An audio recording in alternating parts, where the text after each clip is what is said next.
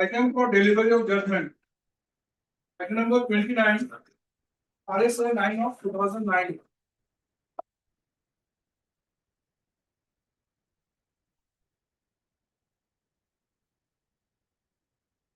Second will dismiss as no substantial question of law is involved here.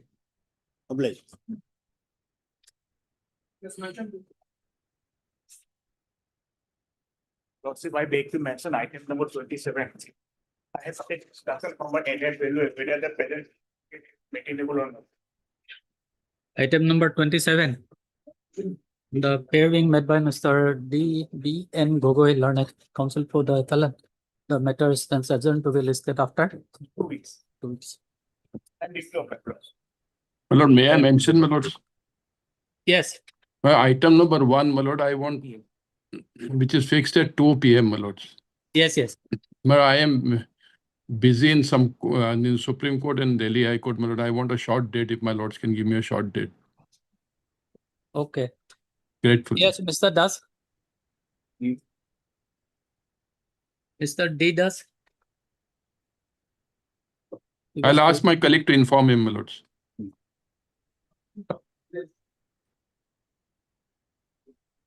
Yes. My lord, Mr. Das, Mr. Razu has prayed for little accommodation. 2 days. For Yeah, today. only. Oh, for today only. Tomorrow, my lord, can be taken up. No, let it be after first, my lords, because there's after first. Any date after first. After 1st of June. But the problem is that, my lord, we have, your lordship has accommodated. then- We then- also have not objected. Mr. Yeah. Das, let it be on 2nd of June. 2nd Grateful. of June. 2nd. Grateful. Or my lord. can it be on 3rd of June, my lord? 3rd of June. Third, Very well. 4th, it can continue. 3rd, 4th, 5th. Okay. Yes, it can Okay. continue, my lord. Okay. Grateful. At my 2 lord. Mr. Razu at 2 p.m. then? 2 p.m., my lord. Very well, my lords. 2 Okay. p.m. So it can continue, my lord. Okay. 3rd, 4th, 5th, it can continue. Okay. Grateful. As agreed by learned advocates of both the parties, rest shall list the matter on 2nd of or 3rd of June. At 2 p.m., my lord. At 2 p.m. Yes. Grateful. my lord.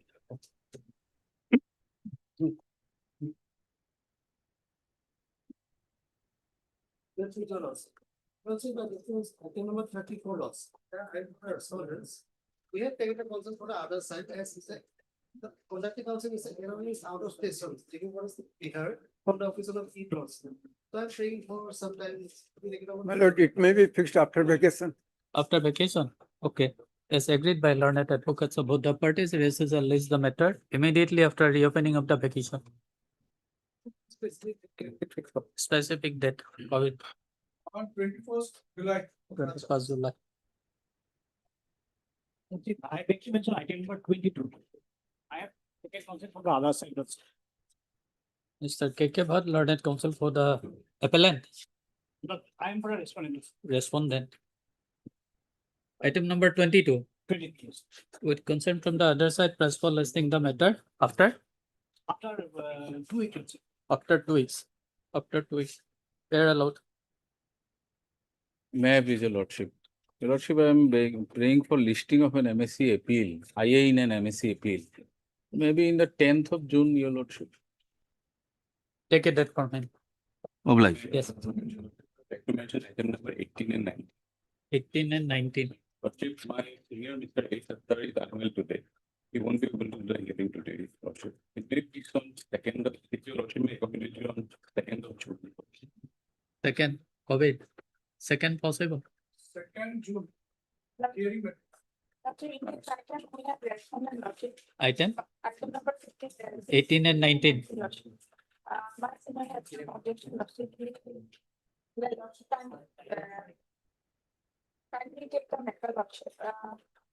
When? Today. His counsel is absent today. Won't be able to take it. Hmm?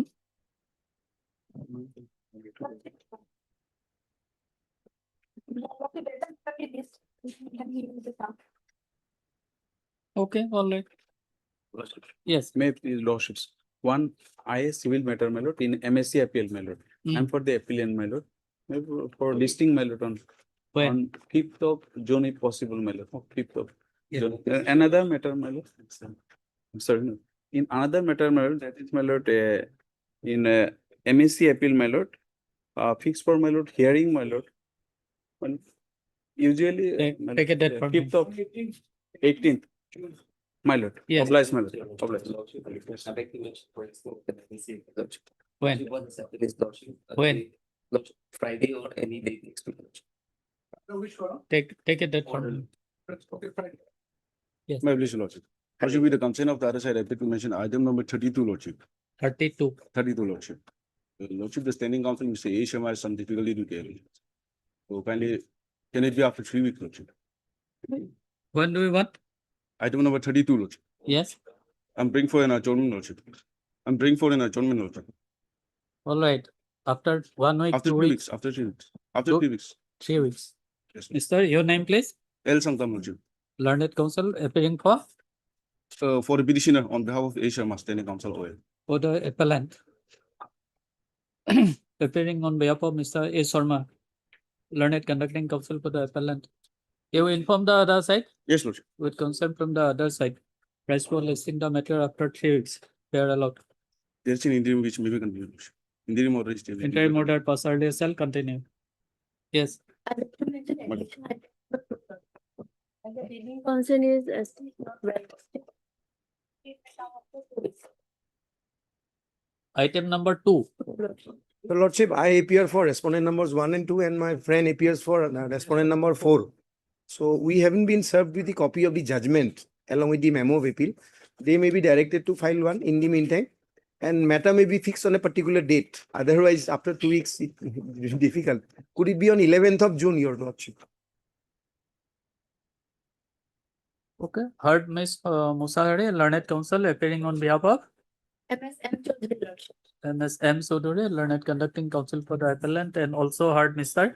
A.K. Chaudhary, A.K. Soduri, learned counsel for the respondent number 1 and 2, and Mr. Sharma, for respondent number 4. P. Sharma. B. Sharma for the P. Sharma, learned counsel for the respondent number 4.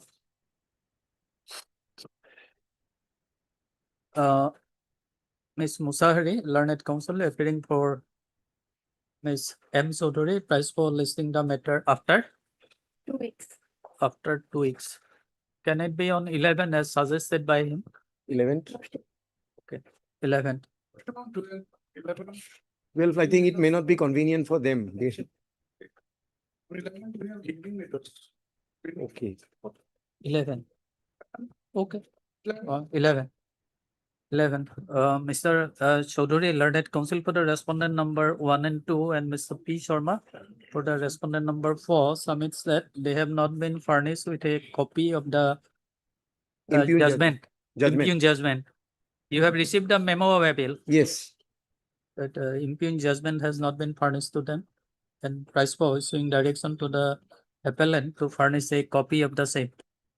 Accordingly, it is provided that the appellant shall furnish a copy of the impugned judgment to Mr. Soduri and Mr. Sharma within a period of 2 days from today. Lordship, 3 days. After 3 days, all right. 3 days. 11th June. Obliged. May I please, your lordship? Your lordship, I take a motion item number 15. May come after 2 weeks.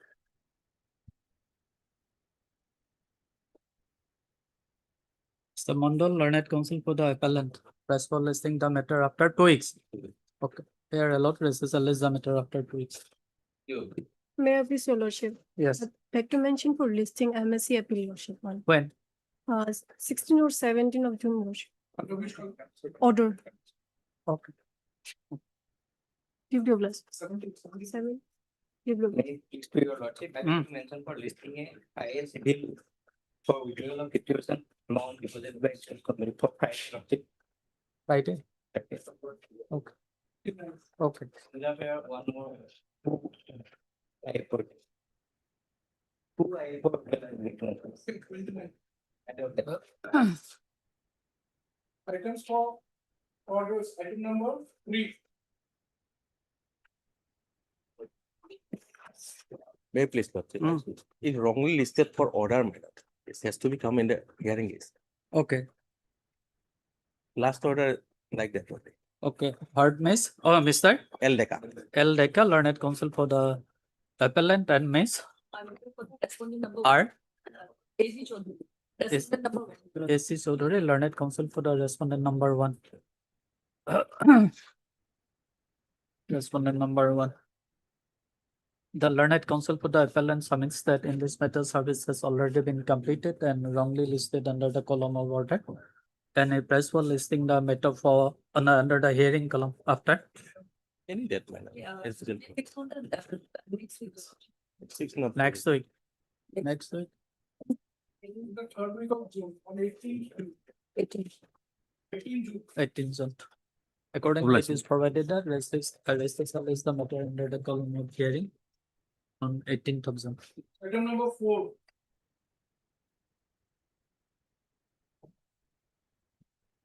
May I please, Your Lordship? Should the insurance company is represented, OP number, respondent number 3. Service completed here? No, Your Lordship. I may be allowed to take steps upon OP 1 and 2 by usual mode because service upon 1 and 2 is awaited in respect of register post. Okay. Heard Mr. Mondal, learned counsel for the appellant, and Mr. Roy for respondent number 3. Mr. Mondal submits that he may be allowed to take step upon respondent number 1 and 2 by usual process. They are allowed. List the matter after 4 weeks. LCR. LCR? LCR not yet received. Reminder. Office note dated 22nd of May 2026 indicates that LCR has not been received. Raises a issue reminder to the learned tribunal for transmitting the record without further delay. Oblige, Your Lordship. Item number 5.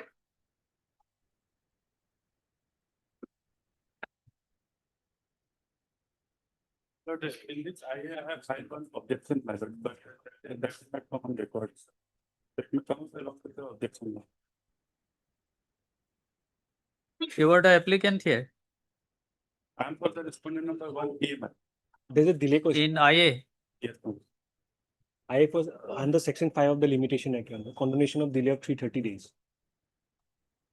Okay. Heard Mr. J Das. J. Das, learned counsel for the applicant, and Mr. Gupta for the opposite party. 1A. ma'am. 1A. Mr. Gupta submits that he has filed an objection petition and the same has not been placed on record. And accordingly, he applies for listing the matter after 1 week, Your Lordship, can it be on 10th of June, Your Lordship? 10th of June. Fair allowed. This is a list the matter on 10th of June, enclosing the objection petition filed by the learned counsel for the opposite party. But I am waiting for the number 3 and 4. Each. Mr. Chakraborty for the respondent number 3 and 4. Deeply obliging. Number 6.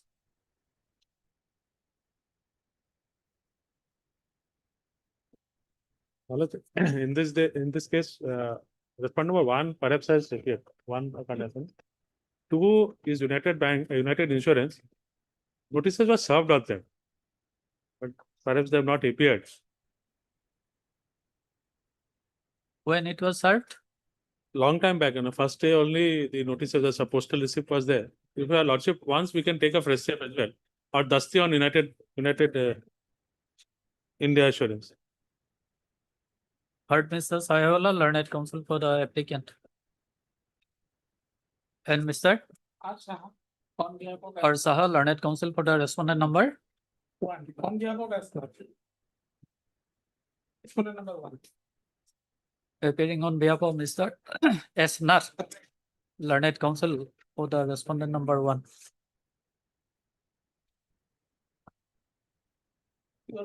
In this matter, we have no update.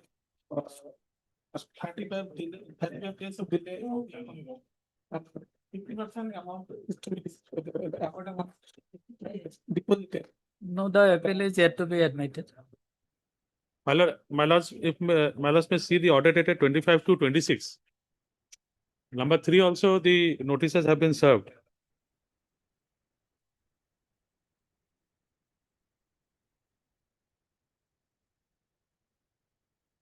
Okay.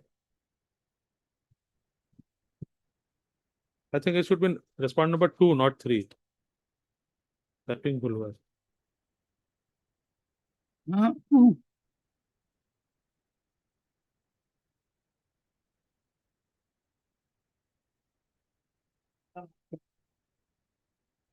Who is the respondent number 3?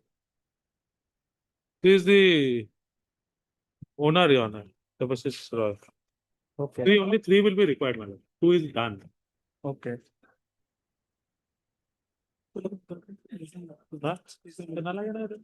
Mr. Sayola, learned counsel for the, you want to serve notice by Dastimut?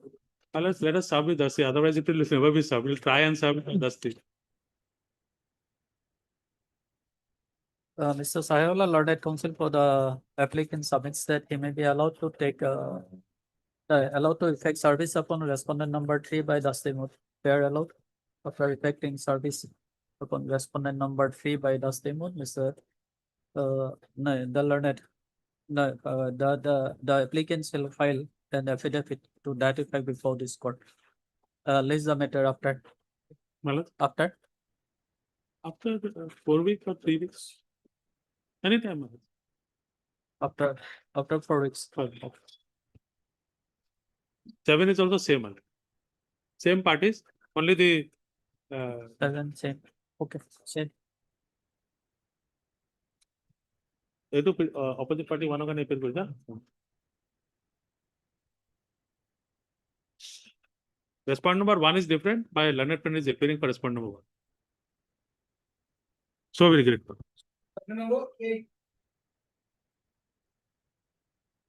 May it pleases your lordship, as per office note 22/5/26, services complete lordship. Delay of 15 days will be condoned. Delay of 15 days in finding a state at the insurance company, that may be condoned. You have no objection? No. 15 days. Okay.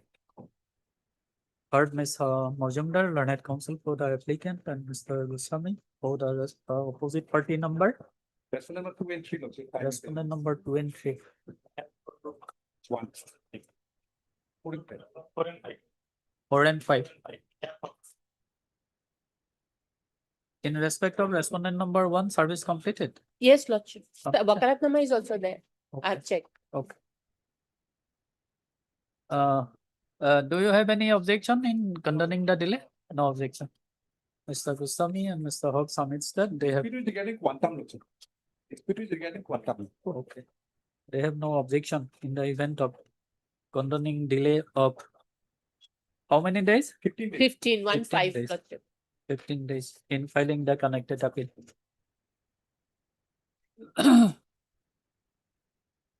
It is to be noted here that this interlocutory application under section 173 of the MB Act is preferred by the applicant for condonation of delay of 15 days in preferring the appeal against the judgment and award dated 24/7/2024 passed by the learned member, Motor Accident Claim Tribunal number 1, Kamrup M. Gauhati, in MSC case number 1060 of 2018. What is the reason for? Lordship, paragraph 3, 4, and 5, lordship. Judgment was passed on for 24/7, but the dealing counsel gave that there is 23 days delay. Dealing counsel gave the opinion along with the judgment. That is paragraph 3, lordship. Then 4, lordship, legal opinion was taken from High Court counsel. Then, lordship, the file was prepared and then handed over. In that process, lordship, 15 days delay. Miss Mojumdar, learned counsel for the applicant, referring to paragraph number 3 and 4, And submits 5. that 3, 4, and 5 submits that there was a delay in obtaining legal opinion by the dealing counsel, and the said delay is not intentional or rather circumstantial, and under such circumstances, she is contended to condone the same. Accordingly,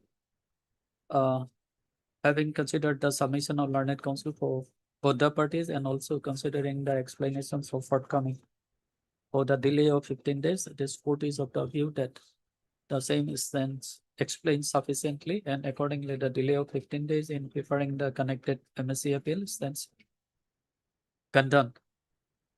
In lieu of the order passed in this IA, register the MSC appeal and list the same before the court as soon as practicable. Preferably can within a week from Can it be next week, Lordship? Because after that 2 weeks I will be out of station, Lordship. next week.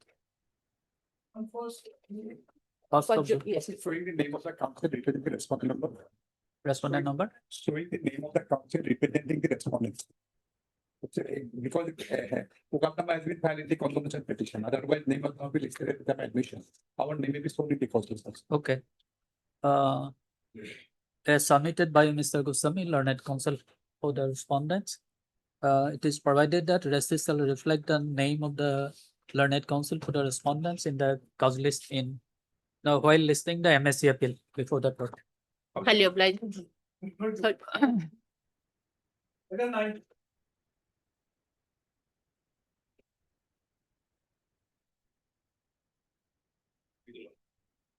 Waiting for respondent number 1. Lordship, on the last date, 7/4/26. Got time for filing affidavit in opposition for the condemnation delay application. Lordship, the same couldn't be filed as the party resides in Dibrugarh. So the same affidavit only could be filed yesterday. So please what happened? No, you see, this last order was passed on 7/4/2026. Lordship. May it please your lordship. Yesterday we had filed affidavit in compliance as respondent number 2, 5, 6 and 7. They refused to accept the dusty service. Okay, all right.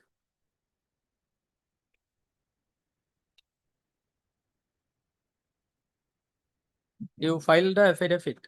Yes, your lordship. Yesterday we filed the Yesterday. affidavit in compliance. It is not placed in record cover. Heard, miss? A Navar. Learned counsel for the applicant and Mr. H3. Yes, Secretary, learned counsel for the respondent number 1. Respondent number 1. What is the affidavit tagged in the case record? Affidavit will be tagged in the case record. The learned counsel for the applicant submits that after effecting service upon the respondent number 2, 5, 6 and 7 by dusty note and affidavit to that effect has been filed yesterday and the same has not been placed on record. The learned counsel for the respondent opposite party number 1 also submits that he has also filed objection petition, but the same has not been placed on record. Accordingly, it is provided that recess shall list the matter on Friday, 3rd June. Enclosing the 2 affidavits filed by the applicant and also by the learned counsel for the respondent number 1 with the record. Much obliged, your lordship.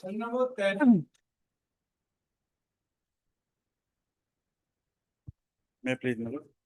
My lord, in the appeal, my lord, service is complete, my lord, and TCR is received, my lord. So the case So is we may list the matter for hearing. My submission will also, in last occasion when I have appeared, I have made a submission that I'm the wife and he is the husband. I have filed the petition for divorce in 2010, 2015.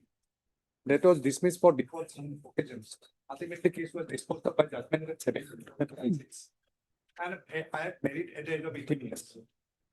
My father expired, my mother is the only person living me, lordship. And there is a long litigation. That is why, lordship, I could not compromise with him. That is why I filed a petition for divorce for cruelty. And we are living for 15 years separately. So my age is at the 32 years. He has filed this appeal only to restore my life. Because I am now 32. My life infinity appeal is pending. That is why lordship has recorded that it will be listed for hearing immediately after record LC has been received. LC has been received. So lordship may hear the matter on next week, lordship. Okay, suggested that. Lordship. Not near, after 10 any date, my lord, after June 10 any date, my lord. Why after 10? My lord, in between, there are some, I have some difficulties, my lord, that's why I'm not telling. Lordship, I fix a date. Heard Mr. Gupta, learned counsel for the appellant and Mr. Goswami for the respondent. It is submitted at the bar that the LCR has already been received and the matter is ready for hearing. Accordingly, it is provided that the SSL is the matter for hearing on As the deadline. As per lordship convenient lordship, any date of meeting. Lordship. After 10, after 10, after 10, Second, I think it's Second June, then after 10 divided. 11 June, or 16. 11 June. 11. Okay, Thursday hearing day. Lordship, we have also filed an application for cost of litigation. Cost of litigation because he has harassed me like anything. I have to approve the High Court again for filing appeal. So as per section 24 of the Hindu Marriage Act, I am entitled for cost of litigation. No, no, that will be decided in due course. You have filed IA. Why? What is the number? 1260. Today they have filed an objection. Today I have filed the objection. Okay. Heard Mr. Goswami, learned counsel for the applicant. And also heard Mr. Gupta, learned counsel for the respondent. This application under section 24, the Hindu Marriage Act, reduced section 35 and 35A of the Code of Civil Procedure, is preferred by the applicant for grant of litigation expenses in matrimonial appeal number 12 of 2026. 2026, filed by the respondent opposite party against the judgment and order dated 3/2/2026 and the decree dated 7/2/2026 passed by the learned additional district judge FTC number 2 Tinsukia entitled suit within bracket matrimonial number 143 of 2015. Mr. Gupta, learned counsel for the respondent opposite party, submits that he has filed objection when I'm yesterday. going to file today, my lord. Oh, I you have will already file served today? a copy, my lord. That during the course of the day, he will file objection in this petition. Dismissal list the matter along with matter bill number 12 of 2026 on 11 June. 11th of My lord, there is one another IA, my lord, pending, my lord, that IA number 740 of 2026. or For stay, my lord, there is already interim order till the next date, my lord. So that may be disposed of, my lord, since the lordship has fixed the appeal for already date fixed for hearing. Up to 11 lordship will hear the matter. Here the interim, the judgment is stayed till. in IA you take down partner so and so. Interim order pass earlier shall continue till next day. Okay. Second, 11.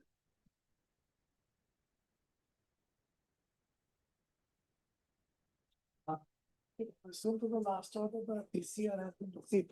That's the matters can be taken up for Hearing. 11, 12, and 13. These are claims which have been rejected by the tribunal.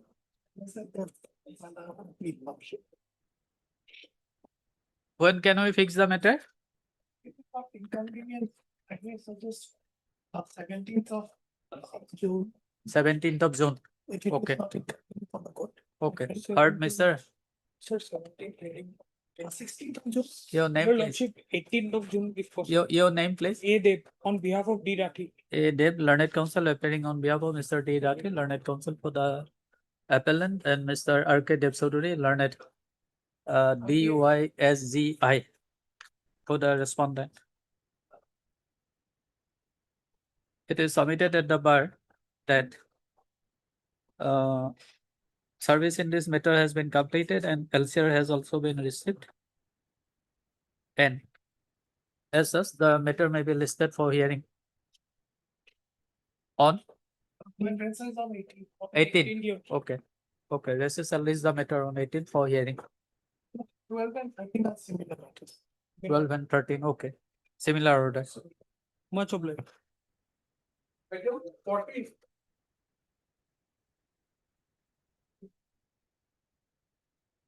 Lordship, kindly see office note dated 5/5/26. Service report in respect of all the respondents are awaited. And LCR also awaited. Heard, Mr. M. Talukdar. N. M. Talukdar. M. Talukdar, learned counsel for the appellant. Office note dated 22nd of May 2026 indicates that service report in respect of R1 to R3 are still awaited. An LCR has also not been received. Accordingly, it is provided that registrar shall lays the matter after 2 weeks, awaiting service report upon respondent number R1 to R3.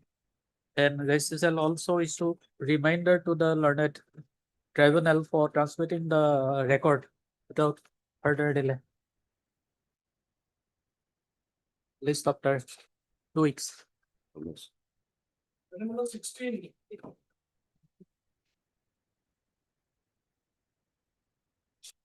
Please, Your Lordship. Well, in this case, Your Lordship, connected MAK appeal already disposed of in 2020, Your Lordship. 2020 disposed of, but some amount is lying here. Page 27, page 27, Your Lordship. The claimant of the respondent 1 and 2 both are right expire. And now the 1,82,900 is lying. The notice given to the claimant respondent 1, but we expired. After that, the legal heir of the claimant number 1, claimants respondent 1 and 2, they filed an application before the registry. But registry the judicial is required. That's why they have filed this petition for the direction. Page 17, that notice to the claimant by the registry.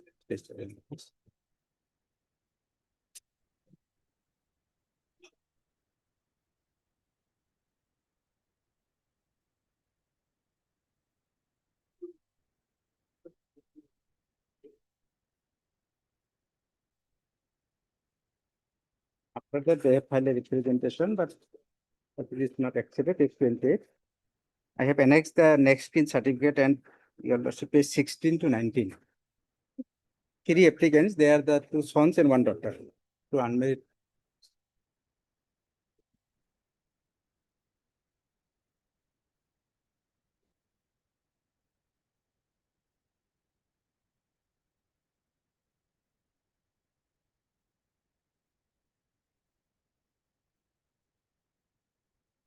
And High Court order is 10, Your Lordship.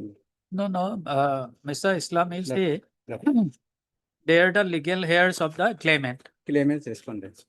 Claimant suffered demise in which year? Claimants of the respondent, 2 respondents, they are fathers, mothers. Your Lordship. Claimants only fathers, mothers of the applicants. Your Lordship. Your page 10 is the order, Your Lordship. High Court's order. No, if you furnish a copy of the succession certificate, then it can be released by the registry. They approach the registry with next in certificate, annexing the next in certificate. Your Lordship. Whether you have obtained succession certificate. Not obtained yet. Next of kin certificate they have obtained and they approach this registry. Registry because the judicial order is required, Your Lordship, because that's why they filed it. No, judicial order is required. You see, the appeal has already been disposed of. Dispose of it. No matter is pending now. No matter is.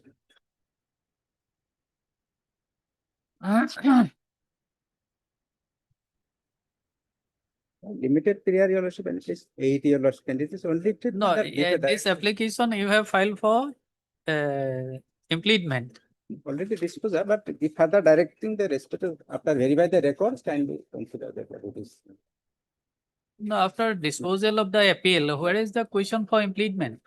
This one is there. And further period is there, that is the registry to the release the amount for the applicant after due verification, Your Lordship.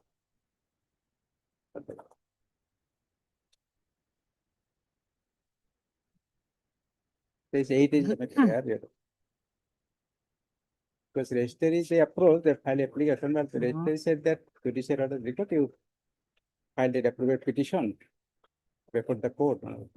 Heard Mr. Islam, learned counsel for the applicant. This interlocutory application is prepared by the applicant for impleading them as respondent number 3, 4, and 5 in MSC appeal number 61 of 2016. Since dispose of.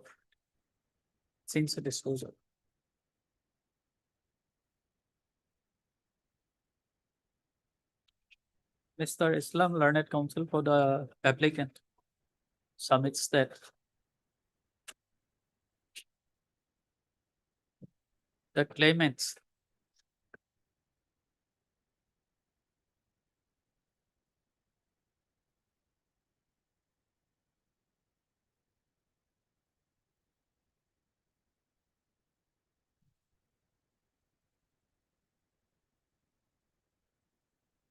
namely Anwar Ali and Rohima Bibi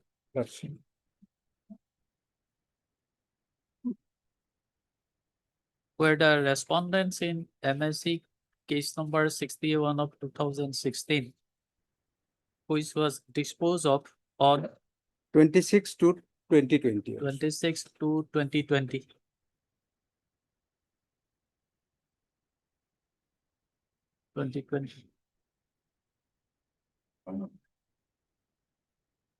And the said appeal was disposed of directing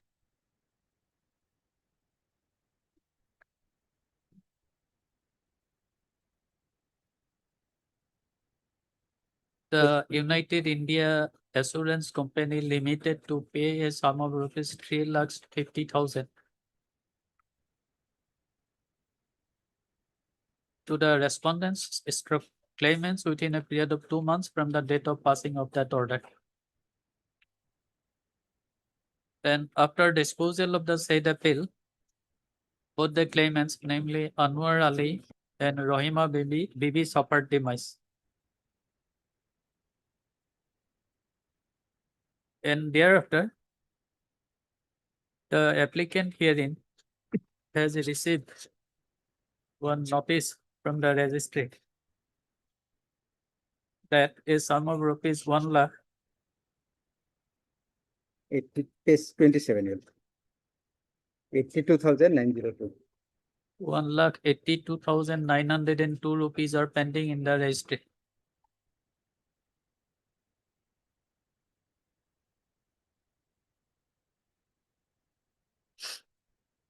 And requested to receive the same.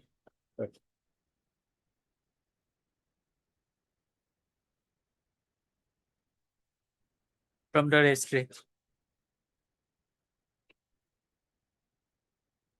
Mr. Islam further submits that thereafter, the applicants who are the applicants, namely Rahul Amin, Umar Farooq, and Abida Parveen, who are the sons and daughter of the respondents in MSc appeal number 61 of 2016, approves the registry of this court along with one next of kin certificate, but the amount has not been released. Instead, they were instructed to obtain an order of this court, and therefore this interlocutory application is preferred by the applicants seeking the relief as aforesaid. It appears that the MSc appeal number 61 of 2016 has already been disposed of by order dated 26 to 2020. And since the said appeal has already been disposed of, the question of impleadment of the applicants in place of the respondents does not arise, since the applicant have obtained next of kin certificate from the appropriate authority.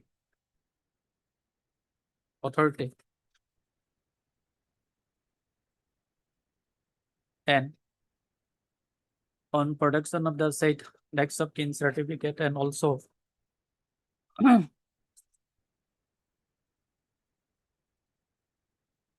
the 16 to 19. the PAN card stroke Aadhaar card by the applicant, the registry shall release the amount of rupees 1,82,902 rupees to them after proper verification. In terms of above this, I instance disposal. Obliged. Number 31.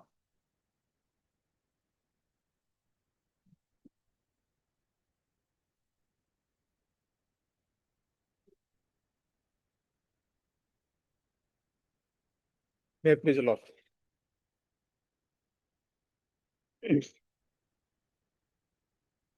This I is for I form allot. The last paper you listed for all of the found. Then.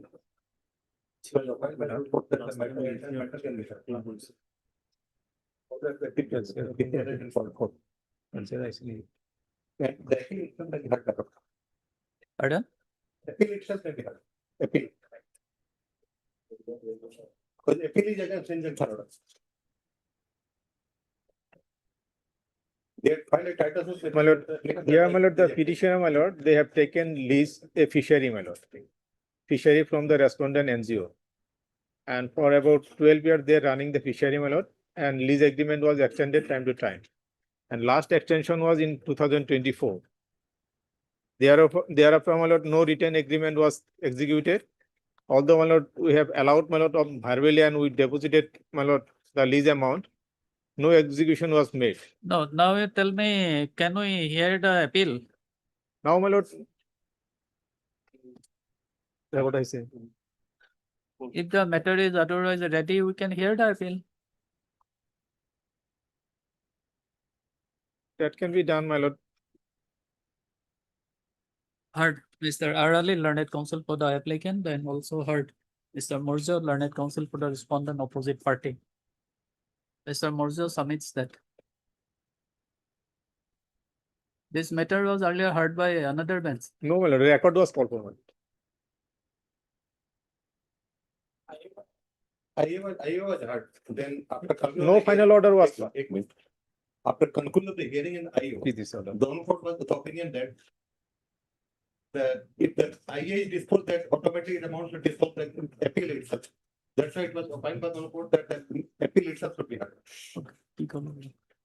Lordship, kindly see last order, my lord, 24/4.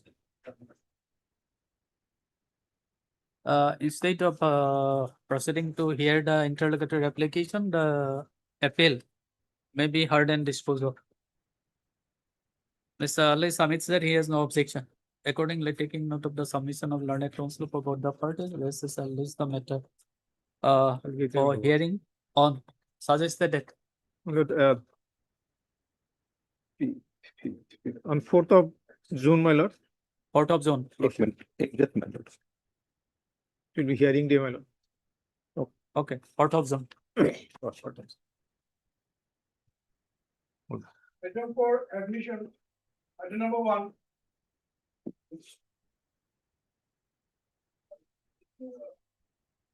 May it please your lordship, appeal by the insurance company, my lord. I hear we have disputed the insurance validity of the insurance policy, my lord. At the time of accident, the offending vehicle has no insurance policy, my lord.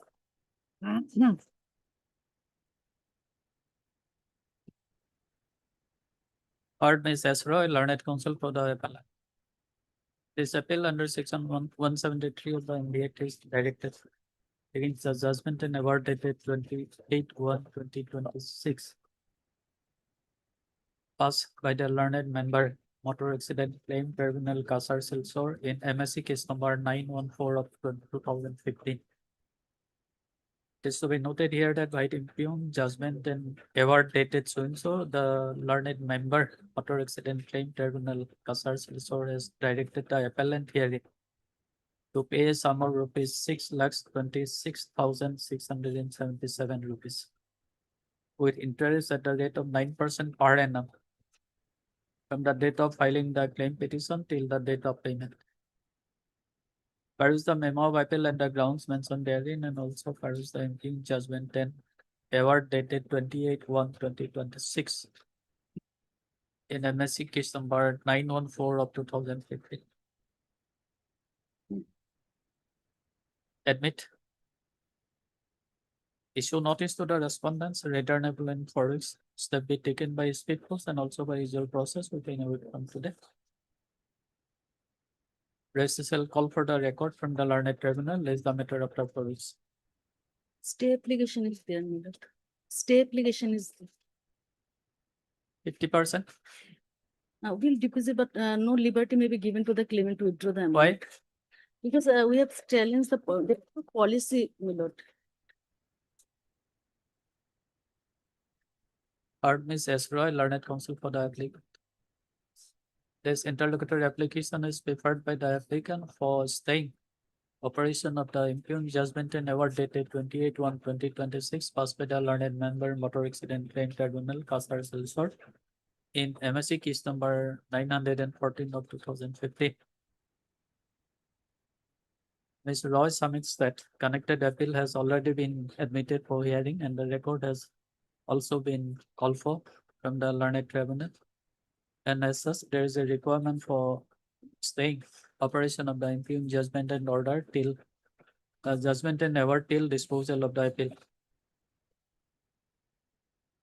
It appears that the connected appeal has already been admitted for hearing and the record has been called for. And in that view of the matter, there is a requirement of staying operation of the impugned judgment and award dated 18/1/2026 passed by the learned member Motor Accident Claim Tribunal, Kasar Silsor, in MSC case number 914 of 2000.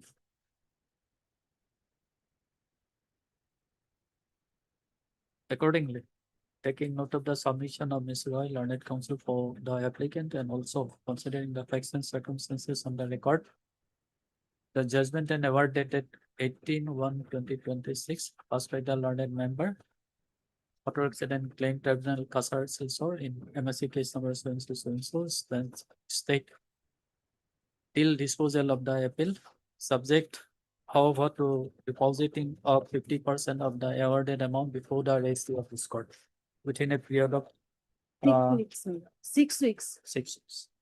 Okay. In terms of this, I instance disposal. Just for hearing, item number 17, partner matter.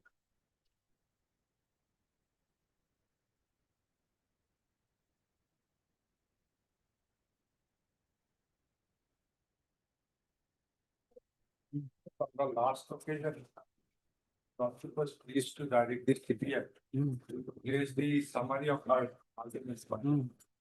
They have not given any copy to us. It is ready with us. It is a summary. It's relevant with regard to the charge sheet, your lordship. So nothing extra has come because in the revision petition, we have to argue only on the law point. To that effect, I have judgment with regard to the child witnesses, his testimony, and whether he and the quality with regard to the 164 that I have accumulated here, and I am ready to file your lordship.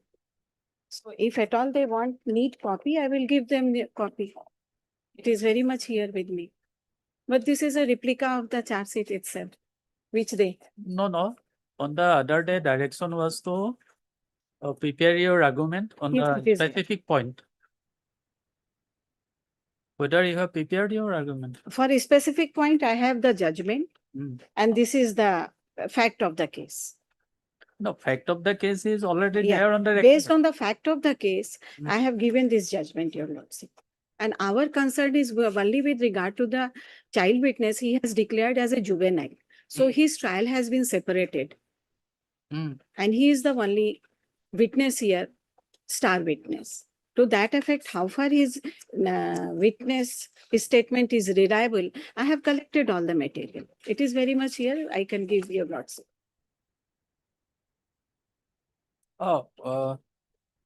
Okay, you furnish a copy to him also, so that he can also prepare. Judgments are voluminous, then I will have to get the judgment. No. Submission which I would like to submit, that is, then it is okay. Submission, that is a factual position here. That I can give you your words.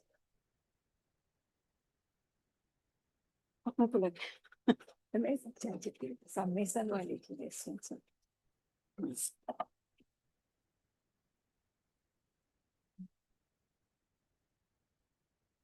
So, Mr. Bora, should we proceed or should we adjourn the matter?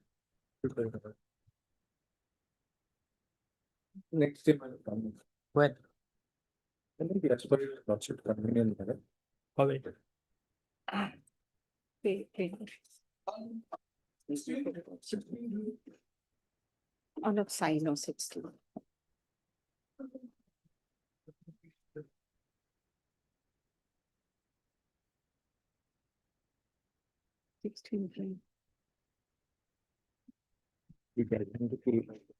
My dear.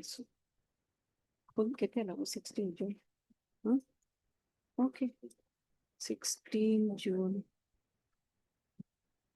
Will be 16. as your lordship. Okay. I have Heard no Ms. problem. M. Kumari, learned counsel for the petitioner, and Mr. M. Bara, learned senior counsel assisted by Mr. C. Chaudhary, Ms. C. Chaudhary, learned counsel for the respondent number 1, Mr. D. Talukdar,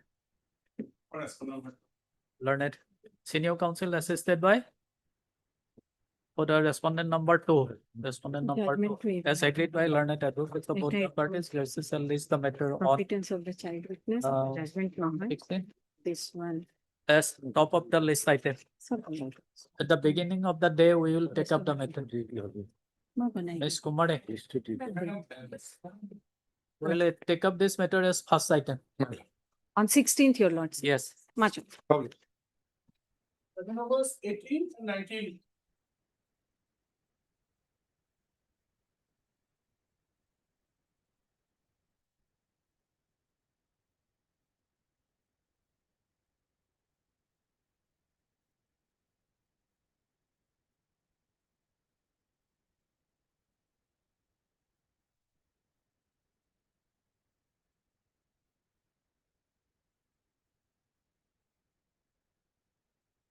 Yes. Lordship, my senior is not well today, Lordship. The matter may be adjourned to first or second, Lordship, of June. Lordship. But I have no difficulty with that. In fact, my learned senior friend met me yesterday. But he gave me 3 options that he may not complete the thing, it will take time. He will not complete the entire day, it may take. I said, okay, fine. But at least I should be informed that he will be taking time. But no information, nothing has been given to me. So we are under the impression that if at all you are required to take time, but please convey it to me, or will be accommodating subject to what your lordships consider. All of a sudden they make a mention in the morning without being informed. Your lordship would kindly see 3-4 dates have already been taken up. I have no difficulty on that. Lordship, we are requesting for a short date, Lordship. That's no problem. Short date. Yesterday itself, not that thing. My learned senior friend informed me that they will be making a major. Okay, now you suggested that But as my friend. Second of June, Lordship. 2nd of June, Lordship. 2nd of June. My lordship. Okay. Heard Mr. W. Hawk, Lordship. Learned counsel appearing on behalf of Mr. S. Sattar, learned counsel for the appellant, and Mr.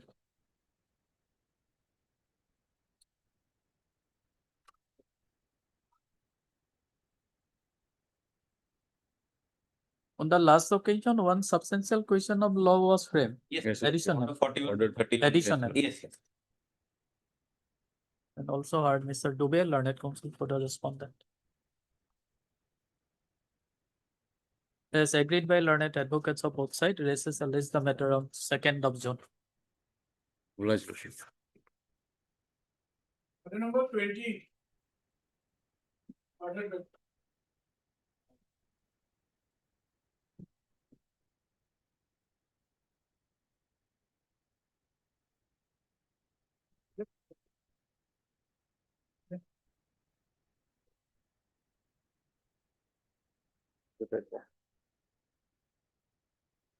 Get up for extra. That will be. That will like.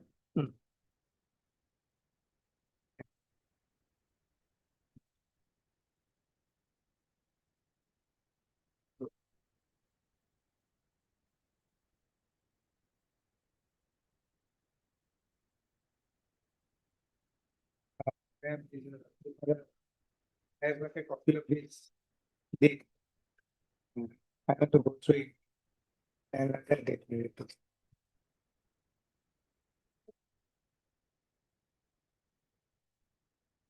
I placed the original also. Yes. Original copy. My senior may place the original also. Now. It is not a just a 2-page copy, my lord. My senior can produce it now, just now. The original also can verify. This is the original copy. Original verification is not necessary because I have. Now, maybe there may be some wrong. Let me verify now. Just now. Okay, let him. But it is readable. At 2 it may be taken up. At 2 it may be taken up. At 2. At 2, my lord, I have some other. Then suggest that. 9th of Heard Mr. J. Ahmed, learned counsel for the appellant. Mr. A.C. Sharma, learned senior counsel, assisted by Mr.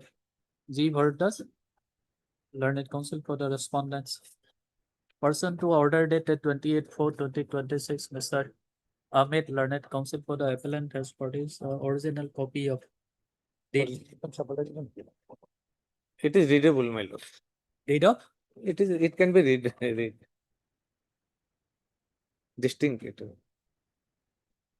original copy of cell deed, Exhibit 1. And a translated copy of the same is also furnished to Mr. Sharma, learned counsel for the respondent. Today, Mr. Sharma submits that he may be granted some time to go through the same. Prayer allowed recessal is the matter on 9 June. 9 June. Yes, partner. Mr. Ahmed, you keep this original copy with you.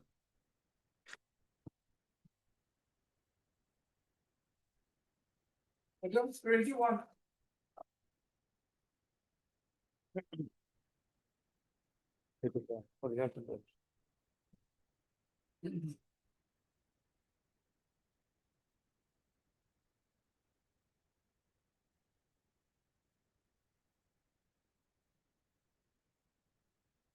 Mr. Mahmood, the counsel for the appellant is present.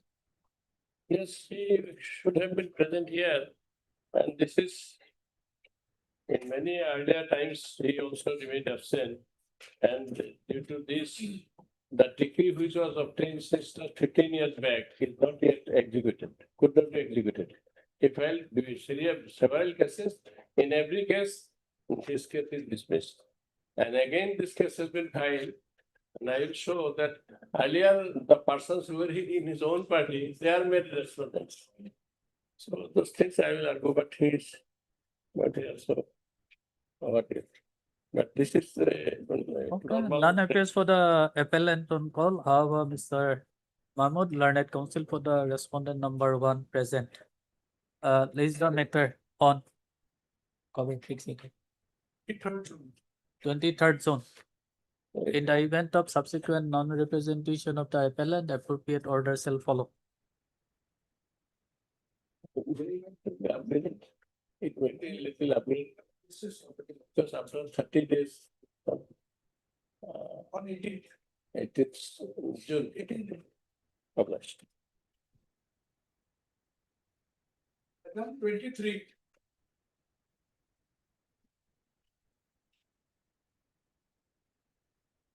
My lord, this matter, I pray for a very innocuous order.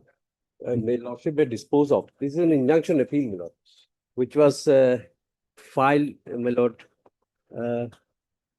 in 2016, challenging the order. My lord will find that page. Status quo order was passed, my lord, in the suit. I am for the plaintiff. Suit is now pending. What I want before lordship is, my lord, that let this order remain, let the suit be disposed of within a lordship will give them a definite time frame. That's all. I do not want to argue on merit because the order is passed long back, status quo, for against alienation. And though I had also made the other prayers, but since there is an order passed, it was in September 2015.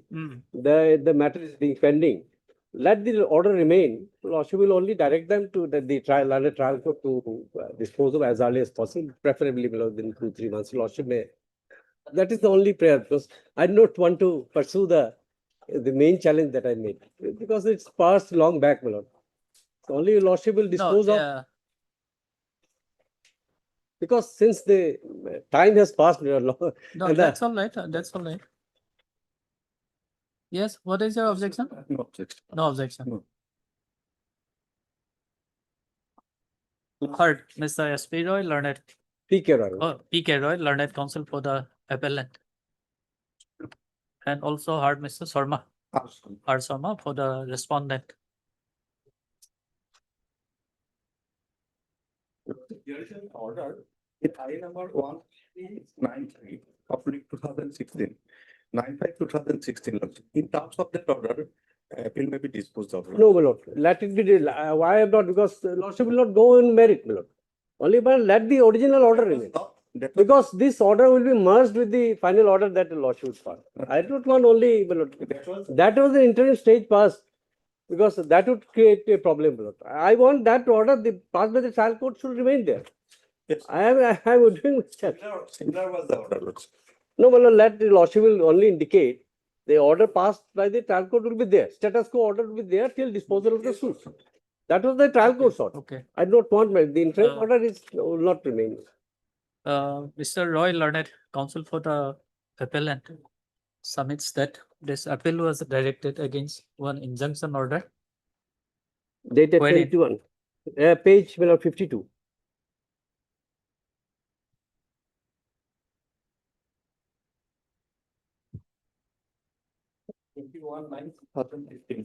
Page 53 is the relevant. Dated 21st of September 2015, passed by the learned civil judge Kamrup M. Gauhati. Civil judge number 2, Kamrup M. Gauhati, in PS number 100 of 2014. Wherein the learned trial court has granted status quo order until further order. Until further order. Mr. Roy, learned counsel for the appellant, submits that the appellant herein is not willing to pursue this appeal, and he further submits that let the status quo order be maintained till disposal of the appeal and till disposal of the suit, and since the suit is pending since the year 2014, a direction may be issued to the learned trial court to dispose of the suit as soon as practicable. Mr. Sharma, learned counsel for the respondent, submits that he has no objection. Accordingly, taking note of the submission of learned counsel for both the parties, this appeal stands closed with a direction to the learned trial court to dispose of the title suit number 100 of 2014 as soon as practicable. We will not be. Lordship will give them because the witnesses are examined also, I am told. So Lordship within 3-4 months, Lordship will outer limit. Preferably within a period of 3 months. Lordship. 3 months. 6 months. The PW is yet to be filed. Well, that will be, Lordship will give it that if the parties finds difficulties, then that's difficult. 6 months also. It is too long, Lord. 4 months will be, 4 months will be. Okay, 4 months. Within a period of 4 months from the date of receipt of certified copy of this order. The appellant shall obtain a certified copy of this order and place the same before the learned trial court within a period of 1 week from today. Lordship, deeply pressed. Rest shall also return the record of the learned trial court by a special messenger. That's 24.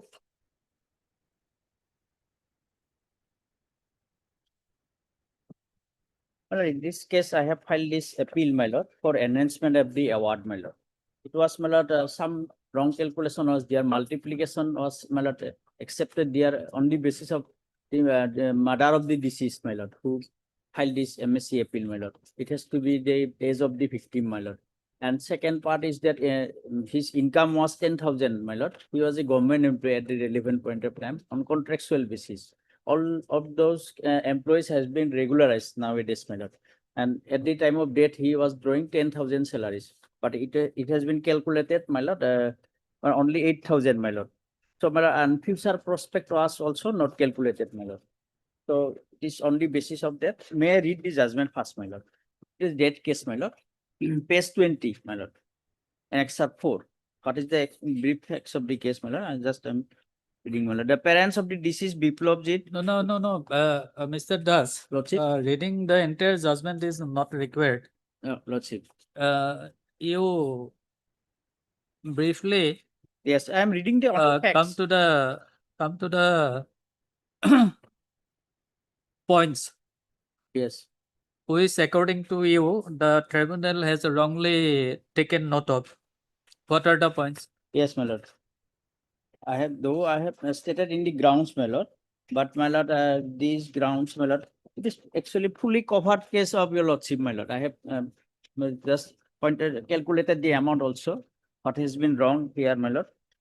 Just I am reading that portion, my lord, then, my lord. Because they have calculated the page 24, page 24, paragraph 12 for the purpose of age, my lord.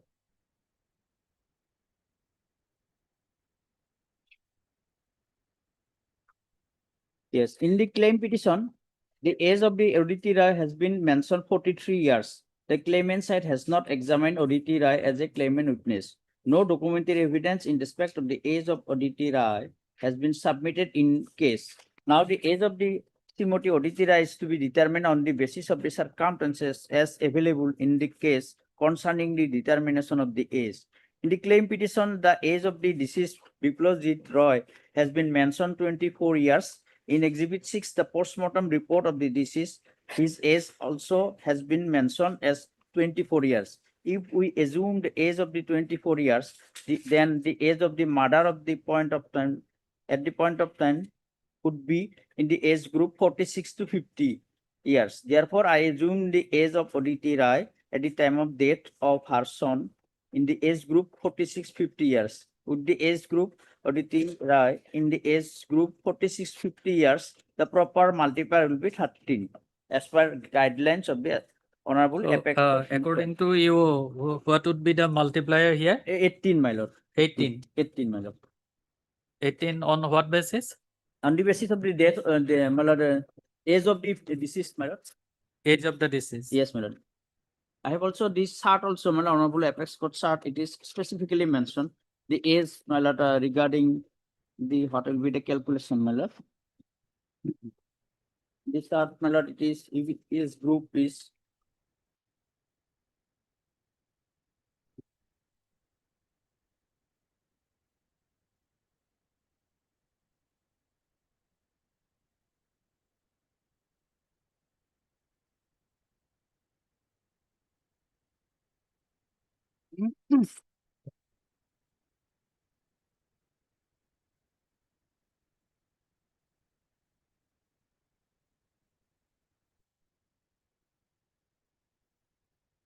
yes, up to 15, 10 to 20 years, 10 to 20 years, 18. No, which decision you are relying Yes, my upon? lord.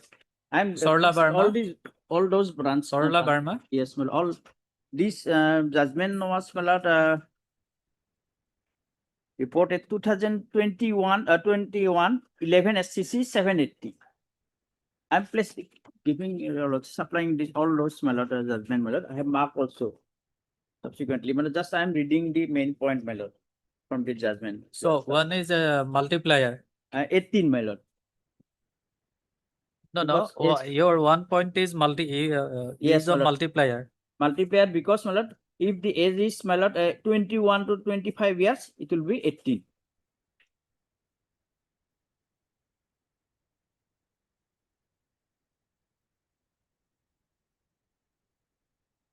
And what is your second point? Second point, my lord, coming to the second paragraph, my lord, 13, I'm reading page 25. So far this income portion is coming to the second component. The claimant Gajen Rai in his evidence stated that his son Biplobjit was working in the office of the labor inspector Dudnoi and he was getting salary 10,000 per month. To prove the profession and monthly income of the deceased, the claimant Sri Gajen Rai has submitted before the tribunal a copy of the appointment letter of the deceased and orders being marked as exhibit so and so. It is an order issued by the Office of the Assam Building and Order Construction Workers Welfare Board, Gopinath Nagar, Gauhati 16, Assam, whereby the deceased Biplobjit along with other 26 persons were engaged as office cum accountant assistant to assist the registering officer beneficiary registration would know in performing the works in connection with the implementation of the provision of so and so, my lord. The rules framed thereunder purely on contractual basis at a fixed pay 10,000. 10,000 only per month for a period of 11 months with effect from the date of their joining in the office of the registering office. The claimant side has submitted Xerox copy of this. Mr. Das, at Lordship. the relevant point of time, Yes, his salary was fixed, yes, 10,000. 10,000. 10,000. Okay. So, my lord, it will be but learned quote below, my lord, accepted it as the deceased was getting 10,000 in the preceding month of his death. So, I am inclined to assume his monthly income 8,000 per month.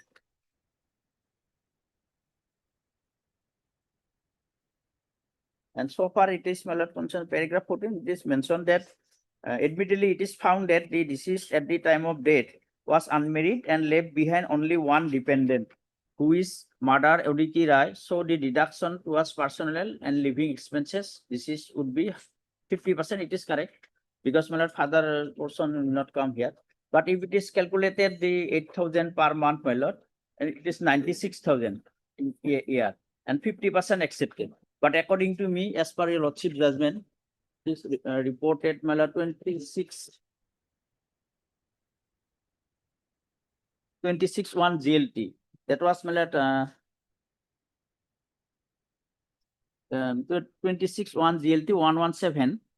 It was the case of Oriental Insurance Company Limited, Kitabjan BV, Mustafa Kitabjan BV. Here, your lordship specifically prepared one table, monthly income 10,000. If it is 40%, it will come, my lord, as a future prospect. Subsequently, after deduction 50%, compensation multiplication will be 18 also, correct, my lord. And then the three components, 15,000 loss of state, consortium, my lord, 40,000 only come because only mother we can be able to get this portion, my lord, and funeral expenses. So on the basis of this table, my lord, I have prepared the amount also, my lord. So it will fully cover lordship judgment. And so far, these points are concerned. Recently, I have also, my lord, that regarding the point issue, my lord, it has to be calculated. Possibly, it need not to explain again, my lord, because the on the basis of the death of the deceased, it has to be calculated the my lord multiplication, not the my lord parents. It was earlier. These are the judgment, my lord, I have received, my lord. And my lord, date of interest was calculated 7% from the date of the cross examination, but it has to be 9% from the date of the filing of the case, as it is a death case. So all everything lordship judgment it is covered. The table, well, I have. You have what is the amount as per your calculation? It is 16,17,000. Okay.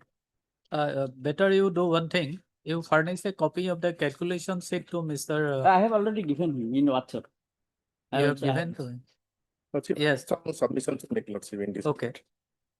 Lordship, although cognitive judgment, each of the victim is relevant to calculate compensation, but in this appeal memo, they have taken extent that each of the mother should have been considered in paragraph Lordship 8. It is they are pleading in appeal, Lordship. They have pleaded that age of the mother should have been considered as in paragraph in column 8 of appeal. No, maybe they may take a inconsistent plea in their memo of appeal or in their claim petition, but the court has to, the tribunal has to see. It is one of the point that I want to place before Lordship. Another thing, Lordship, as per Lordship, it goes to the paragraph 13 of the judgment. They have exhibited one document as Mark X. His service was purely temporary one for 11 months. No, maybe. And at the time of accident, his service was not there. As per exhibit, no exhibit, it is marked as an extra X, one document X. As per which his service had for February 2014 to the month of December 2014 for 11 months. This appointment order, it was only for 11 months. An accident took place in the month of January 2020. So at the time of accident, also, it's not there as well exhibited and documents on the record also. So the learned tribunal rightly held that his monthly income was 8,000. As per national income, and 10,000 was not considered as their documents show that in the month of his service was from No, no. February 2014 to December Do you have any document to show that his service was not extended beyond that period? They have not exhibited any document to prove that his service was not extended beyond that period. Because their documents say that his service was up to December 2014. That is marked his X document is there also. As per that document, his service was till December 2014 and accident in January 2015. So they have, those documents show that his service was temporary for 11 months only. And thereafter, there is no documents exhibited to show that his service was extended by the authority, by the department. So my humble submission there. Yes, Mr. Das. Lordship.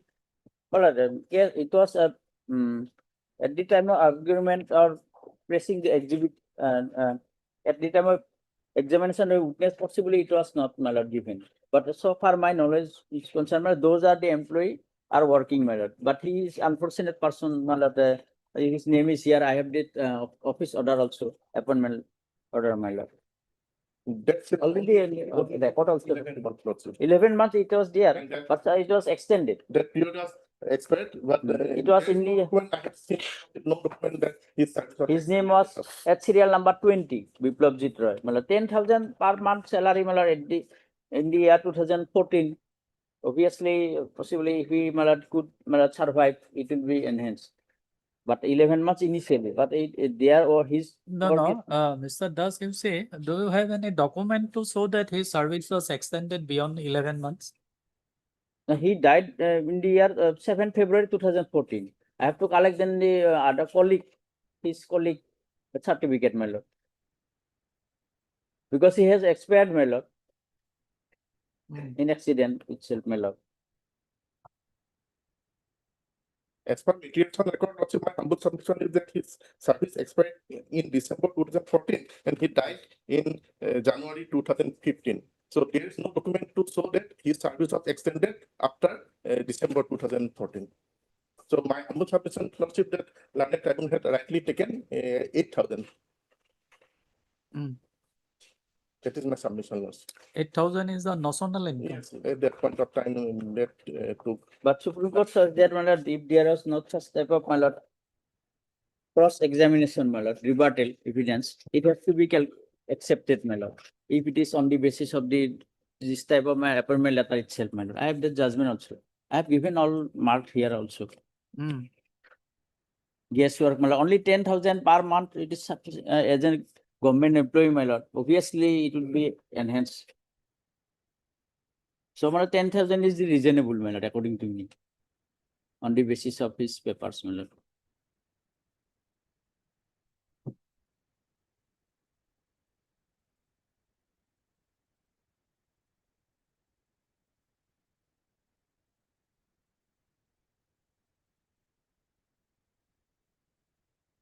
When he was first appointed? But this 7 February 2014.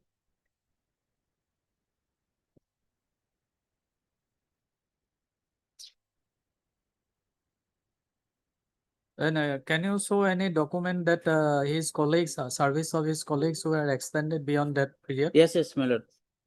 I have to take instruction, my lord. After some time, my lord, I'll place it, my lord. I have to call the learned counsel who was conducting the case, dear, my lord. Okay.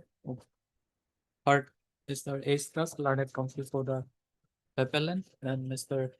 Soikio for the respondent. Hardin part, list the matter on when? Any date, short date. Your name, please? A. Burman for respondent number 2 and 3. You?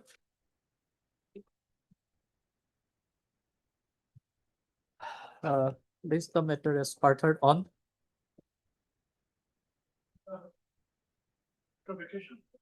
No, before.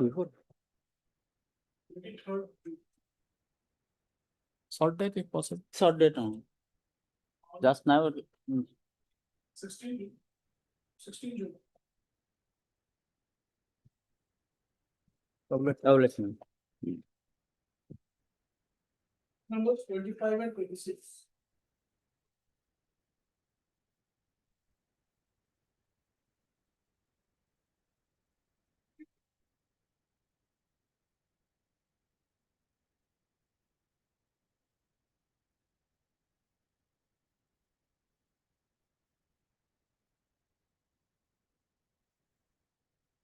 It is a lordship. Lordship, first I'll briefly talk about my grounds lordship, and then I'll go to the judgment. Lordship, first ground is that the father of the claimants and husband of the deceased was the owner of the vehicle. So they are not to be considered as third party. And in fact, premium was paid for the pillion rider lordship for a coverage of 1 lakh of rupees lordship. Then lordship, the other ground is that lordship, it is admitted fact, and in the judgment it has come that the claimant number, Tamsher Ali Mandal, the respondent number 1 here, he was 27 years of age at the time of accident. And the court, your first point is?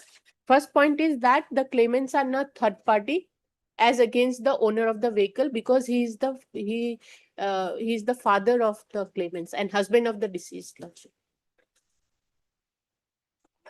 Claimants are not third party. Yes, as against the owner lordship.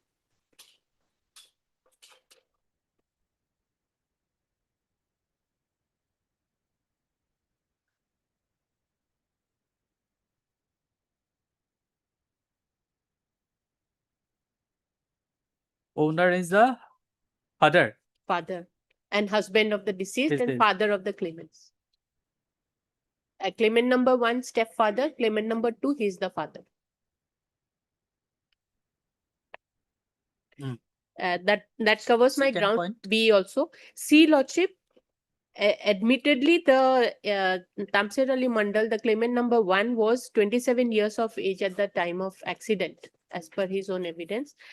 And the court calculated the mother's age as 35 years, lordship. So that means he was born when she was 8 years old. How can that be, lordship?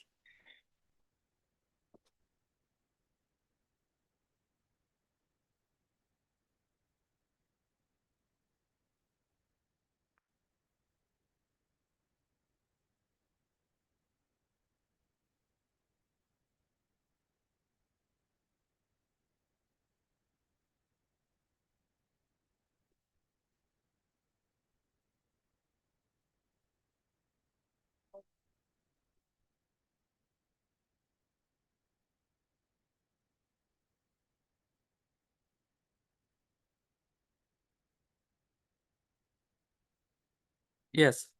Multiplier 16, we are challenging multiplier 16, and also that 1/3 was deducted when the tribunal came to the finding that only one dependent was there. It should have been 50%. One dependent, 50%. Yes, as Is per it? Sarla Verma. Is it? Yes, lordship. As per Sarla Verma, lordship, what Sarla Verma Multiplier use is here 16, which is 16. not correct. And according to you, what would have been the correct multiplier? Multiplier lordship, that I'll go by Sarla Verma. Yes. No, lordship, that lordship will has to decide, because 35 years, we are challenging, this is related to the earlier ground, that 35 years, how can the mother be of 35 years when the son is 27 years? That is why we are challenging this multiplier. So lordship has to come to a age of the deceased, lordship, a correct age of the deceased, which was hidden by them. No, is there any document to show the actual age of the deceased? No, the court, I think, relied on the postmortem report, no? Postmortem report. What is reported in the postmortem report? I think 35 years, lordship. Deceased. 35 But years. 35. And claimant is, so lordship, either it can be remanded back, I do not have any objection, so that they give a proper age of the deceased. Because here, lordship, I am challenging 16 multiplier, but then I cannot suggest the age of the deceased, lordship, that what will be her age. So So it can be on that point remanded back so that they prove the proper address of the deceased, and then the calculation can be made. Otherwise, how I cannot guess, Lordship. No, that's all right. This is appeal. We can also consider any evidence here, either documentary or No, Lordship, but then Lordship, 8 years. She was 8 years when the son was born. That is the difference between 27. If she was 35 years and in the judgment itself, court has written about 27 years of the claimant number 1. I'll read the judgment thereafter, Lordship. I'm just giving the age. So 8 years, Lordship, that is not yet. Now, Lordship can guess. I do not know. But I cannot guess I can just show, Lordship, what is wrong in the judgment. The court failed to consider that. No, madam, you see, you are taking a plea that the multiplier used by the tribunal is wrong. So you have to demonstrate the correct multiplier there. You cannot simply submit that this is wrong. This is wrong because of that age, Lordship. We are challenging. This is wrong because of the age. The age taken by the tribunal, 35 years.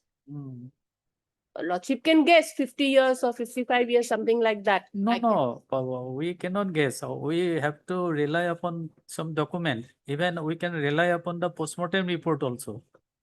Yes, Lordship. Then Lordship cannot again overlook the fact that the claimant number 1, who is the son of the deceased, he is 27 years old. Was he born at the age of 8, Lordship? Can that is it biologically? No. That is why I said, Yes, other points are also there. is there any document to show the age? Lordship, while in the tribunal, Lordship, while filing our written argument, wherein we mentioned that our age is at the time of death, age was 39 years, Lordship. 39 years. We have mentioned, Lordship, in our written argument. No, even 39 years is taken as correct age. Then it may be possible, Lordship. Actually, their correct date is not actually would not furnish the correct date of the Lordship. That is the problem. The deceased also and the Lordship claimant also.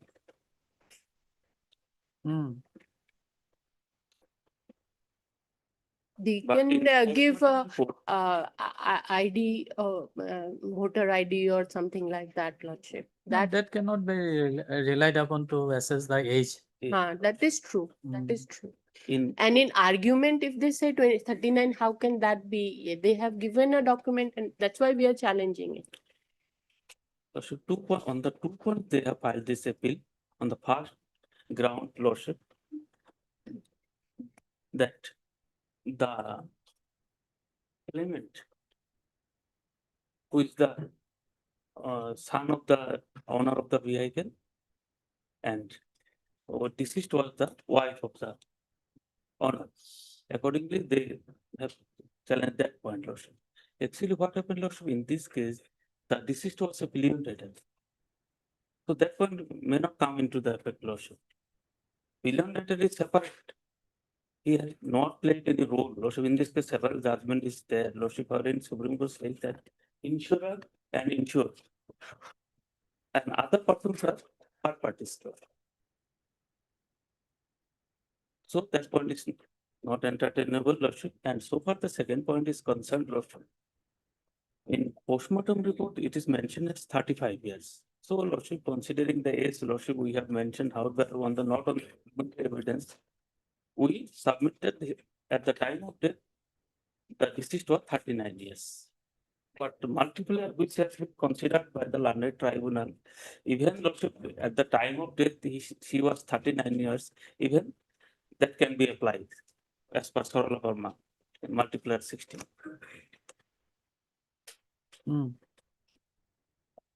This is the fact, Lordship. And Lordship, another appeal we have filed for enhancement, Lordship, 26 item number. Item number 26 or income. In claim petition, we mentioned that deceased income was 15,000. She was having one grocery shop and monthly income is 15,000. But in tribunal also considers the income of the deceased at 3,000 lordship. That what we have challenged lordship. So lordship, in claim petition, we mentioned that our we claim lordship 24 lakhs 80,000 and lordship Larnet tribunal lordship awarded 6 lakh 47,000. So lordship, even it your lordship taken the lordship minimum wages act at that relevant point of time, even then it may be taken up lordship consider it could have been considered as 8,000 lordship. No, whether you have produced any documentary evidence? No lordship. No. No, that is not. That she has her grocery shop. No lordship. We could not. Whether simply submitting that she has a grocery shop, she had grocery shop, can the court, can the tribunal relied upon the same? Yes, lordship, even lordship, she said, how if she was a housewife, even lordship, for the sake of the argument, even she is entitled more than 3,000 lordship. In the recent judgment lordship, we have court lordship, in housewife also some. No, that's all right. They have also their own income.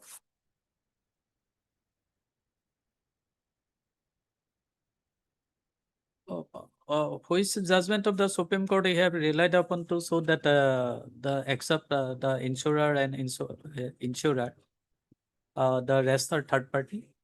Lordship, that is not brought lordship, but so far the pillion rider is concerned lordship, we have brought on judgment lordship.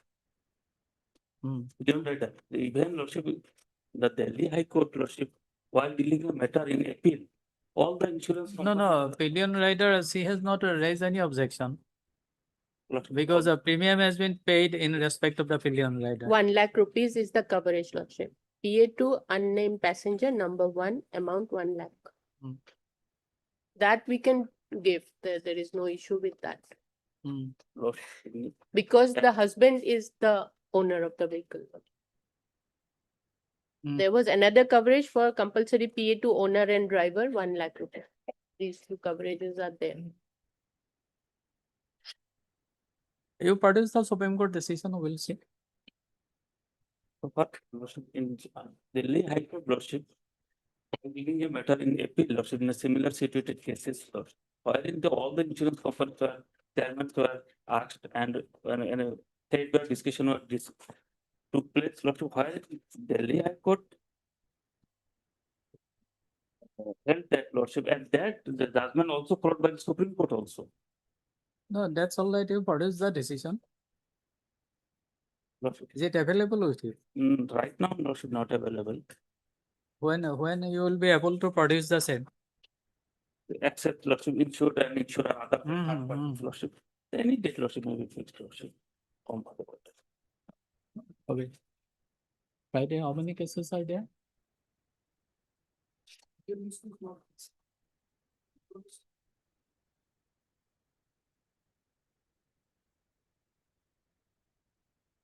Can it be on Friday? Lordship, Friday. Friday is online something. Online. Then next Tuesday? Next Tuesday. 2nd June. 2nd June. Okay, Lordship, 2nd June. Third, Ms. R.D. Mazumdar, learned counsel for the appellant, and Mr. A.P. Sarkar, learned counsel for the respondent in MSc appeal number 514 of 2019, and Mr. A.T. Sarkar, learned counsel for the appellant in MSc appeal number 592 of 2019, and Ms. R.D. Mazumdar, learned counsel for the respondent. Heard in part, place the matter on next Tuesday, 2nd of June as partner. Alia.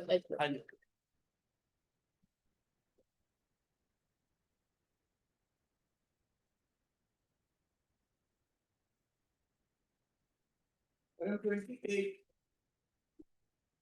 28.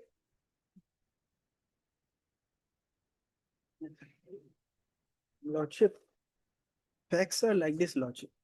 41 wagons of refined oil were booked from Haldia Dock Complex to Salchapra. Now, on 23 to 2024. And on those tins were reached, 41 wagons reached Salchapra on 29 to 2024 at 2 a.m. Lordship. It was placed at 2 a.m. The train was placed at 2 a.m. And on that day, Lordship, there was continuous rainfall. And due to that, Lordship, there was delay in unloading those tins, Lordship, of refined oil. Now, the wagons were released on 29 to 2024 itself, Lordship, at 11:55 p.m. Lordship. Now, what happened, Lordship?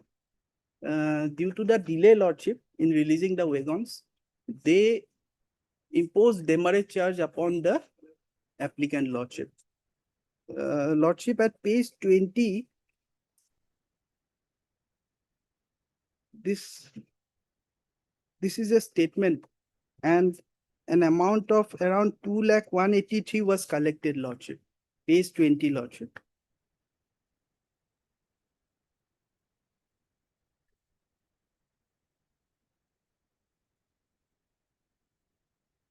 Now, this was paid on 2/3/2024. That's at page 21, Lordship.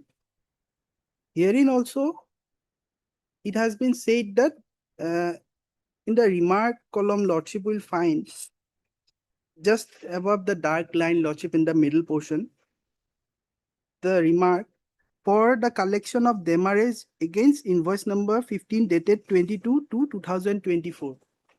So it's basically a collection made against demurrage charge, Lordship. Now, Lordship, what had happened? I prefer a representation on 8/3/2024, saying that it was not, it was beyond my capacity to unload those wagons at time, Lordship.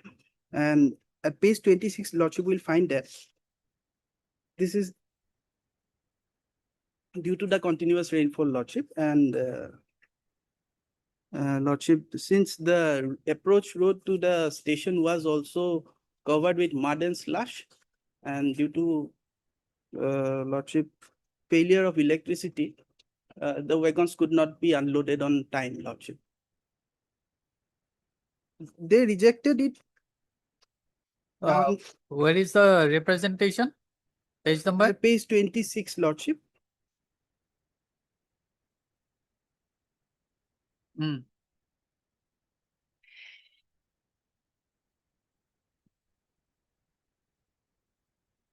Where is the rejection order? Page 27, Lordship.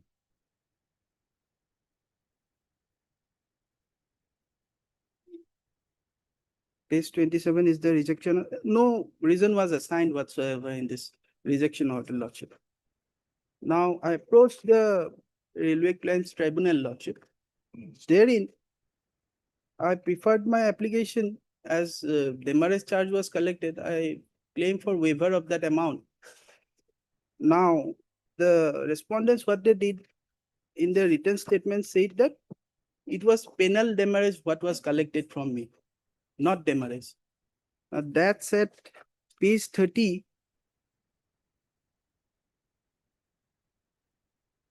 Page 30, paragraph 7B, Lordship. That in respect of para 712 of the claim application, it is submitted that the respondent railway imposed penal demurrage charge in terms of Railway Board's Master Circular number so and so dated 17/5/2006. No, what is the difference between demurrage charge and penal demurrage charge? Lordship, at page 72, the rates are different, Lordship. Page 72, this is a corrigendum, Lordship. Page 70? Annexure 9. Page 70? 72.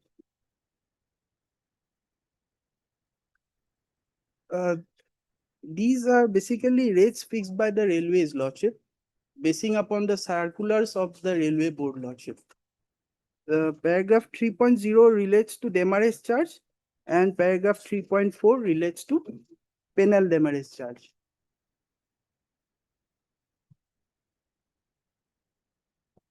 No, in page number 20, whether it is classified as demurrage or penal demurrage charge. Lordship, it's statement of demurrage charge, Lordship. Here it is not penal demurrage charge. No, no. Even in the money receipt also at the next page, page 21, they say it's demurrage only, Lordship, not penal demurrage. Then on what basis they stated that it is a penal demurrage charge? Lordship, they are relying upon a letter by the senior DCM, Lordship. That letter is at page 34, Lordship.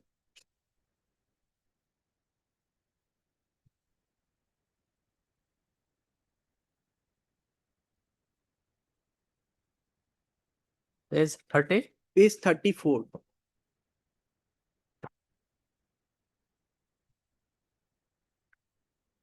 They say that basing upon this letter, at Salsapra station, they could impose penal demurrage upon me, Lordship.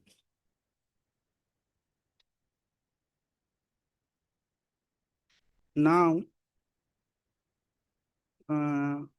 after that written statement was filed, it was penal demurrage, it came to light that penal demurrage was imposed upon me, Lordship. And in the rejoinder, Lordship, No, this page number 20. Lordship. When this demurrage charge was calculated? Lordship, demurrage charge was calculated.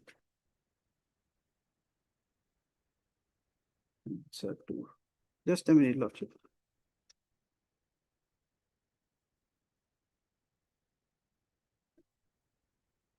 On arrival, after arrival, Lordship, the goods were unloaded and immediately after that, this was handed over to me, Lordship. The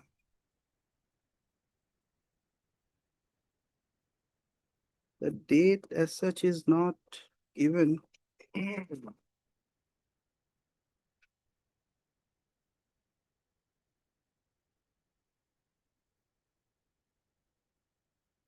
But it was collected on 2/3/2024, Lordship. 2/3? 2/3? 2/3/2024.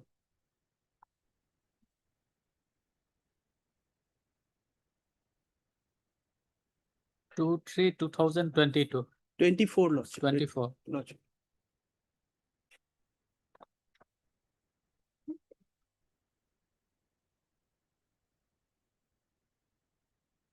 Now, Lordship, in the rejoinder, when it came to light that penal demurrage was imposed upon me, I took a stand at paragraph page 41.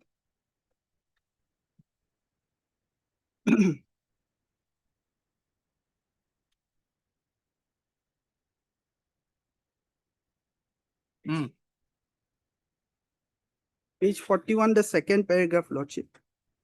Corrigenda number 32 dated 13/9/2022 provides penal demurrage rates should be implemented only after giving wide publicity, including through SMS/email and due notice at terminal of 24 hours and should be applicable for the notified period. The communication dated 27/11/2024 does not in any manner clarify that the provisions of corrigendum number 32 dated 13/9/2022 have been followed prior to imposition of penal demurrage upon the applicant. So only after giving notice, Lordship, the penal demurrage can be imposed in terms of this corrigendum, Lordship. Now, where is this corrigendum? Yes, Lordship, it's at page 70. 72, sorry. 72. Paragraph 3.4, I am reading it, Lordship. 72.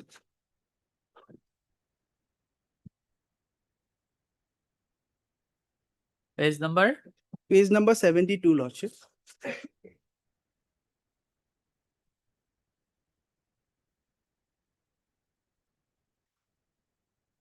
Paragraph number 3.4, Lordship. Okay. 3.4.1. In case excessive congestion takes place at any terminal, steel plant, PCCM / PCOM DRM can increase the demurrage rate even at progressively increasing rate subject to maximum of 6 times of the prevalent base rate. This penal demurrage rate should be implemented only after giving wide publicity, including SMS/email and due notice at terminal of 24 hours and should be applicable for the notified period. 3.4.2.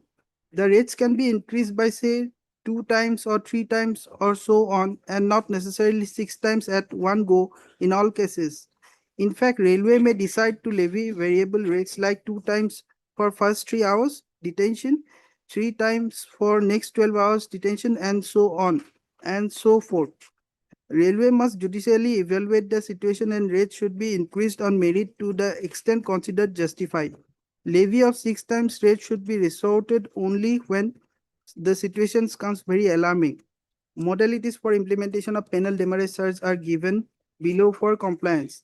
Number A, issue of notice for imposition of penal demurrage and imposition of penal demurrage may be treated as 2 separate activities.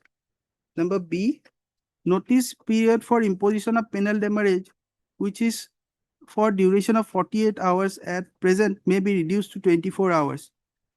Notice for imposition of penal demurrage may be issued via a numbered control message of commercial control with the verbal approval of the competent authority, so and so. Number D, immediate intimation of the notice for imposition of penal demurrage shall be sent automatically via system-generated SMS and email to all the concerned customers as per the good shed profile. Number E, imposition of penal demurrage 24 hours after the issue of notice as mentioned in the above subpara shall be with a formal approval of the competent authority.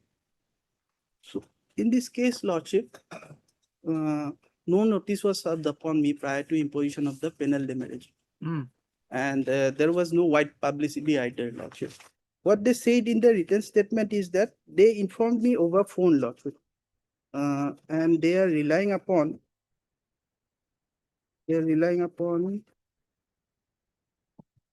this page 35, Lordship may see.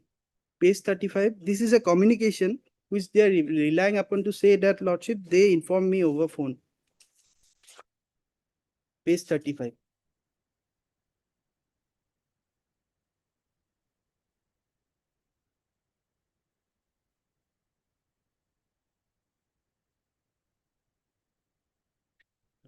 It was said that this is to state that it has been informed over phone to the party about arrival of rake wagon before placement of rake wagon at SCA goods for unloading arrangements. So they simply said that it was stated over phone. Lordship. No, whether this was served upon you? No notice was served. Lordship. No, whether they have served this page number 35 upon you? 35, it was by way of an written statement by the railway authorities before the railway claims tribunal. No, it was not personally served upon you? No.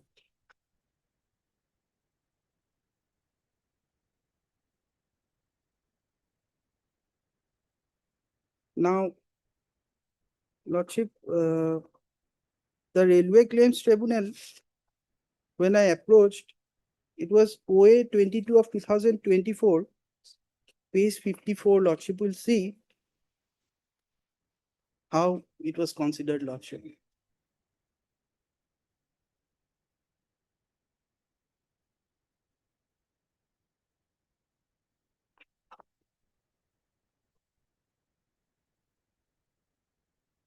Page number? Page number 54, Lordship.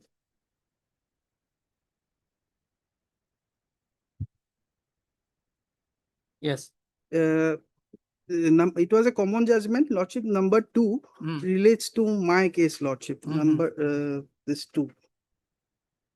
Now, Lordship, the paragraph 5 is important, Lordship. At the stage of waiver application, the issue of no information about penal demurrage in the terminal, etc., was not raised at all. This deprived the railway from the opportunity to examine the issue at the nascent level. This issue was raised at the claim application to filed on 18/9/2024.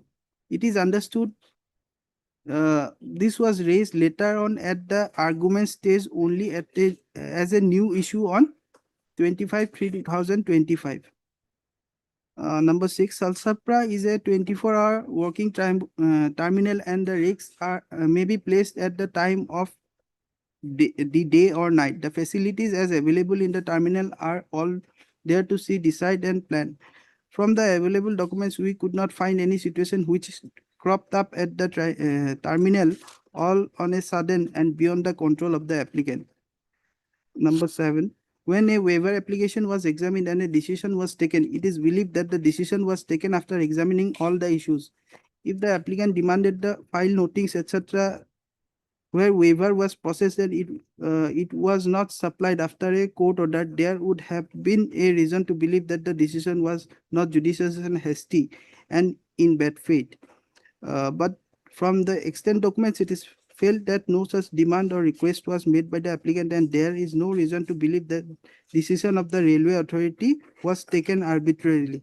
Number 7, in view of the foregoing deliberations, the refund claim of rupees 200,183 is dismissed.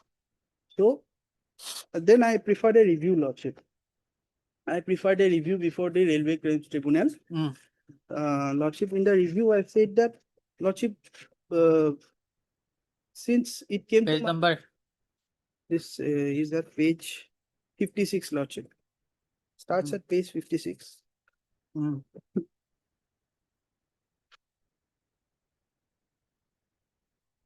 Lordship, in this review, I basically said that, Lordship, the collection of the penal demurrage charge was not notified to me at any point of time. It was a duty of the railway authorities to notify me prior to imposition of that penal demurrage charge, and they did not notify me. And subsequently, also while collecting the money from me in terms of that demurrage charge statement, Lordship, they did not say that it was penal demurrage. It was only stated as demurrage charge, Lordship. The money receipt also says that it's a demurrage. How would I know, Lordship, that it was a penal demurrage that was imposed upon me, Lordship? So the tribunal did not consider that, Lordship.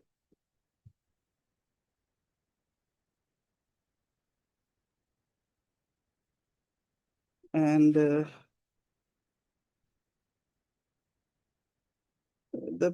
judgment of review, it's at page 65, Lordship. Starts at page 65.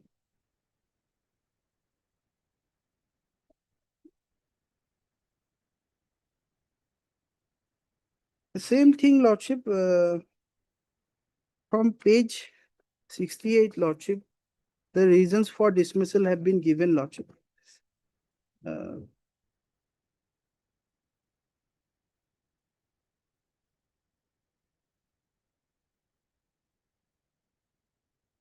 And paragraph, page 70, paragraph Roman 9 is important, Lordship. Herein, it was stated that, Lordship, penal demurrage charge has got no civil consequences, and in a system where quick movement is the key for sustenance, it cannot be slowed down by giving show cause notice and waiting for a reply. The Apex Court has acknowledged it while striking down the Honorable High Court's order on the issue of show cause in penal fright.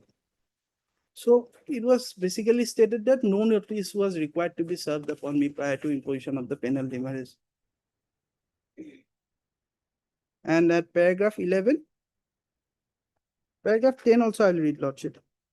It is wrong on the part of the applicant to state that paragraph 7b of the written statement admits the fact of information being given about imposition of penal demurrage charge through telephone only and not through any other means. However, this para talks about advance intimation being given about arrival of rake and not about penal demurrage.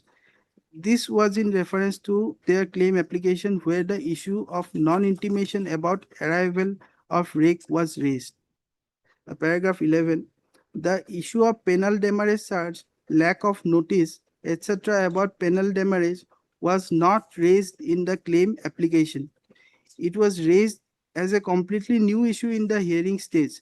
The review application was spoken about raising this issue in the claim application by para 712 in that application. This court could not find any reference to penal demurrage charge in that para or anywhere else in the application. So that's the contention of the Railway Claims Tribunal, Lordship, while dismissing my application, Lordship. Okay. Now, my Lordship, the fact that that penal demurrage was imposed upon me was not known to me, Lordship. It was only when they filed a written statement, Lordship, it came to my notice, Lordship. They simply collected the amount as demurrage charge, Lordship. Now, how could I know, Lordship, that my claim would be against penal demurrage laws? Since they collected money against demurrage charge, Lordship, I paid it. And after that, I approached the tribunal. Only in the written statement they had stated as penal demurrage. Now, while imposing that penal demurrage, there is a procedure prescribed by the railway itself, by the railway board in their corrigendum 32, Lordship.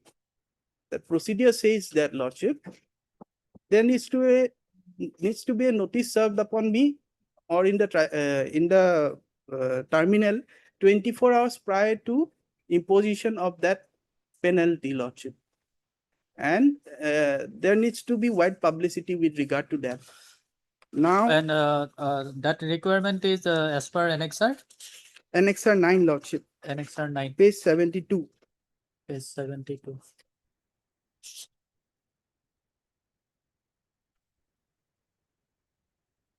Uh, 3.4.1. Yes, Lordship.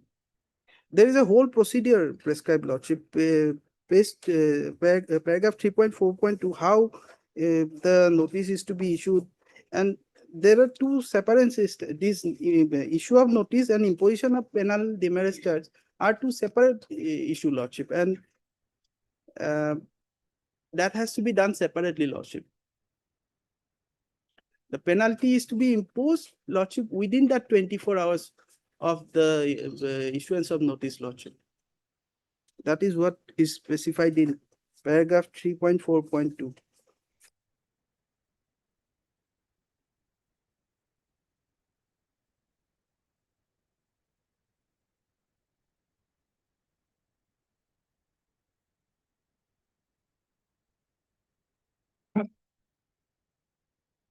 Okay. The modes of Lordship giving me the notice have also been given in paragraph C and D, Lordship, how it is to be given, Lordship. But that was never followed, Lordship.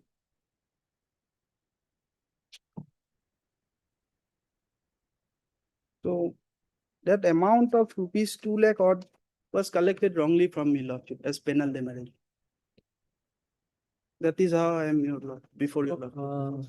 Lordship, I am relying upon a judgment of the Allahabad High Court, Lordship, wherein this issue was dealt with, Lordship. And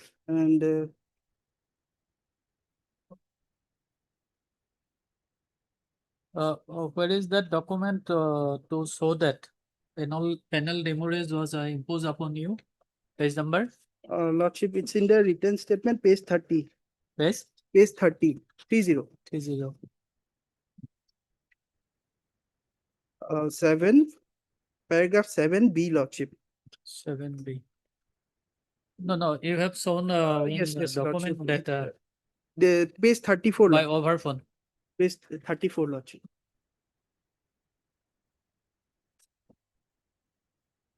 This letter, Lordship, 23/1/2024. This is a simple communication, Lordship. This is not a notice, Lordship. In terms of that, they say that it's a notice, Lordship, but this is not a notice, Lordship.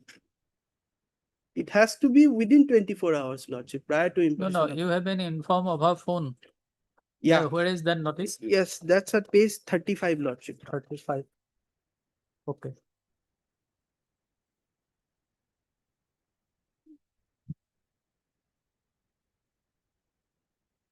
So even for the railway, No, see, I put it away. Okay. So, thing is that one charge has been charged from them, something around 2 lakh something, whether it is the emergency charge, whether it is this penal charge. hmm, Listen, all these things have been very well taken care in the judgment of the review. So, Lordship, I will be allowed to read over the no, judgment. not necessary. You see, the requirement, there is a requirement of notice Yes, before imposing this penal charge, yes, no, penal demurrage, yes, right? yes.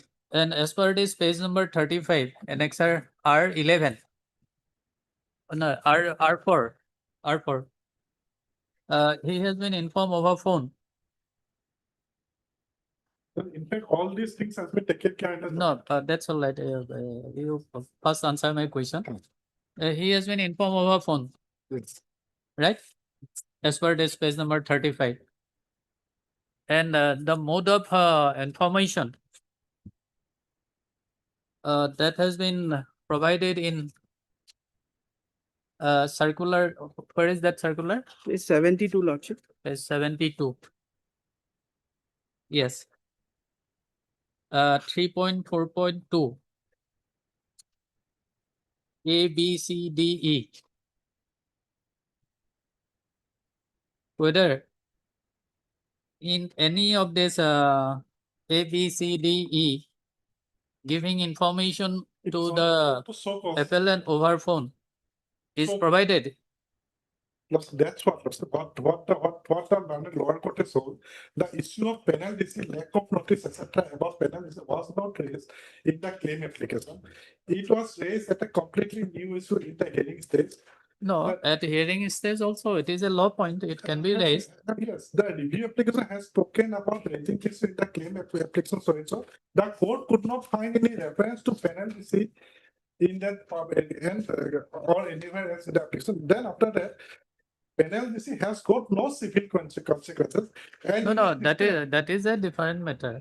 And Whether it has civil consequence or not, that is a different because aspect. the thing is, We are not concerned with that. when We are concerned with, did you issue notice to him as required by this page number 72, 3.4.2? what's reflected from the record, Lordship, there is no specifically written that a notice in regard to the penal charge was being given to them. Hmm. From the record, it should be reflected. No, there is some mention of a telephone call, but in telephone calls also here it has been. No, whether the telephone call will satisfy the requirement of notice. No. No. The civil says no. It's from the CPC point of view, no. But ultimately, Lordship, what this court, what the lower court has told, that when the issue is of Lordship, that emergent issue, we cannot wait for the giving a notice. He will reply because Lordship, it's a when is a penal charge is imposed, Lordship, when there is a traffic issue, Lordship, he is not unloading his rake only because some lighting issue or something, and in the pipeline, Lordship, they are rakes awaited. And Lordship, actually, I'm sorry, Lordship, I'm not able to, as mentioned in the order, there are some Supreme Court judgments which have rejected the order passed of the High Court only because of this one top issue in regard to penalty.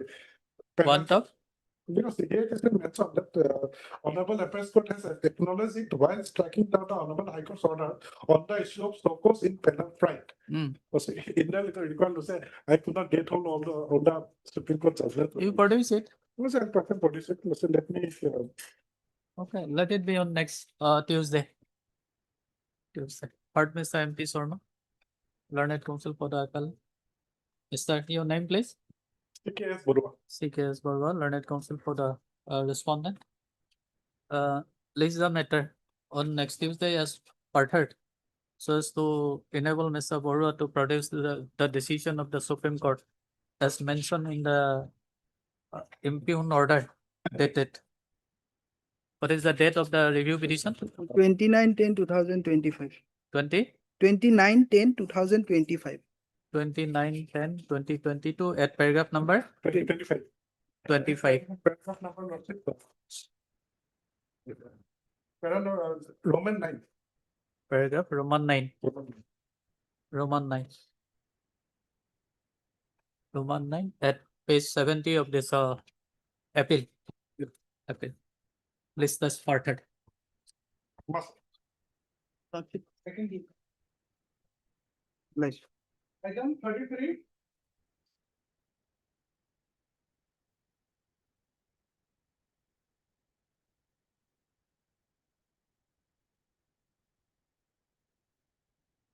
May I please, the Lordship? Yes. This appeal arises from the judgment and order dated 19/3/2025 passed by the learned additional district judge, Kamrup Metro, my lord, whereby my application for probate under section 276 of the Indian Succession Act has been dismissed. My lord, the learned trial court dismissed my application broadly on two counts, my lord. Firstly, the learned trial court held that the timing of the will, timing of the preparation of the will has not been verified because the scribe of the will, who typed the will, there is no evidence of the scribe of the will. And secondly, the wife of the testator has not put her signature on the will.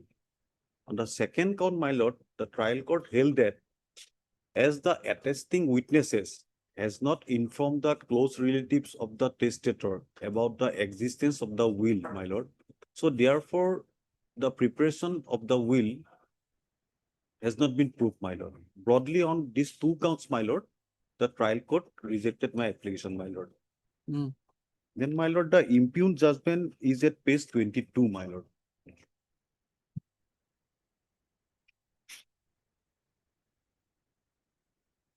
My lord, before going to the judgment, my lord, may I put in brief, my lord, the facts of the case, my lord.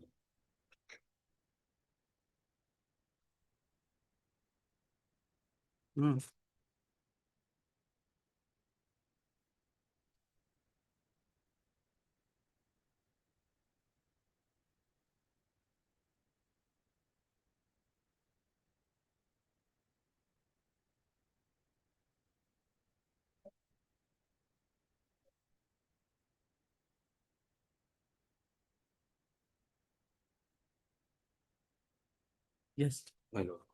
My lord, the testator once, let Muninder Chandra Borua, he executed a will in the year 2009, my lord. By the said will, my lord, the testator bequeathed his movable and immovable properties in favor of his wife and the present appellant, my lord. And the present appellant has also been appointed as the executor of the will, my lord, because the testator has no issue out of his wedlock, my lord. In the year 2017, my lord, the testator died, my lord. Thereafter, the appellant as an executor, he filed an application under section 276 under Indian Succession Act for grant of probate of that will, my lord. Initially, the wife of the testator, my lord, she has not been made a opposite party in that probate application because she is the beneficiary of that will to a large extent, my lord. Later on, my lord, the wife of the testator has included herself as the opposite party in the will, and she filed an objection before the learned trial court that alleging that the will is a forced and manufactured one, my lord. In the process, my lord, the appellant has adduced 4 witnesses, witness of the appellant himself, the 2 attesting witnesses, and 1 helper of the testator, my lord. But, my lord, the wife, who has been implicated as the opposite party, she refused to adduce any evidence, my lord, the wife of the testator. And during the pendency of the suit, my lord, she died, my lord. Later on, the present defendant, my lord, Ms. Sobita Sharma, she has been implicated in the suit and she also refused to adduce any evidence, my lord. After appreciating my evidence, my lord, the trial court rejected my application only on these two counts, my lord.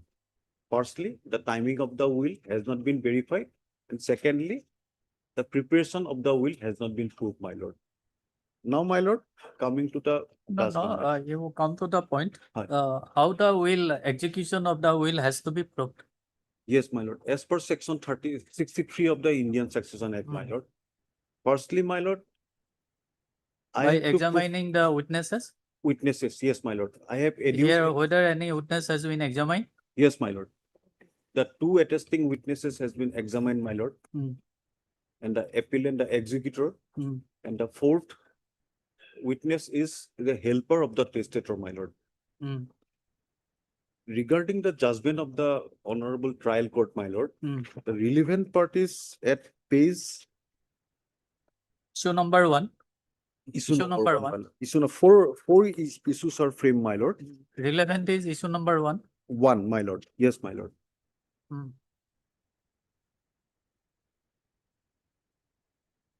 So the finding is that it has not been proved that Munindra Chandra Borua has duly executed the will.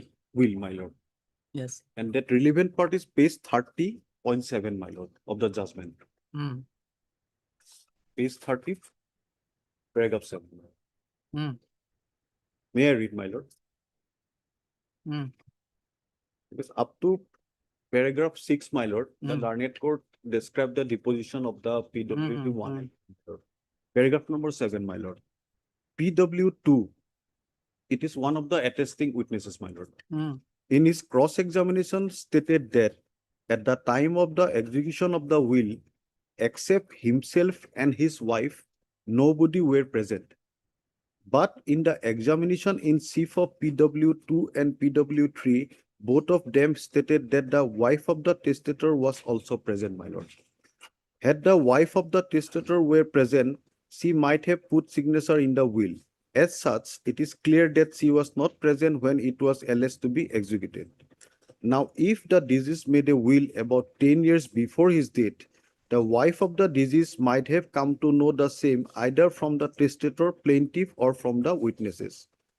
Moreover, the scribe is sometimes play a vital role in respect of the draft of the will. But in the instant case, there is no scope of verifying the same from the scribe, as the evidence from the person who typed the same is essential in such cases.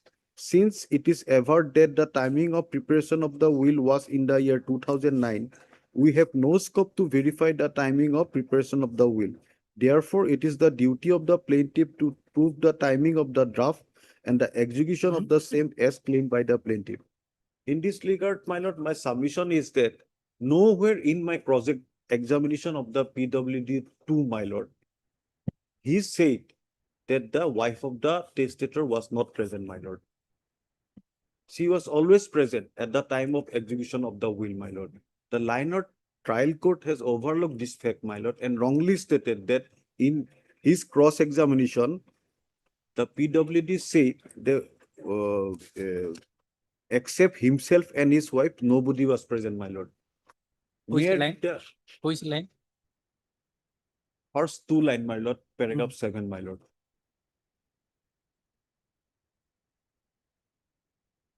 Because learned trial court held that in examination chief of the PW2, my lord, he said that the wife of the testator was present at the time of execution of the will. But in the cross-examination, he contradicts his stand, my lord. This is not true, my lord. I have annexed the cross-examination of the PW2. It is at page number 91, my lord.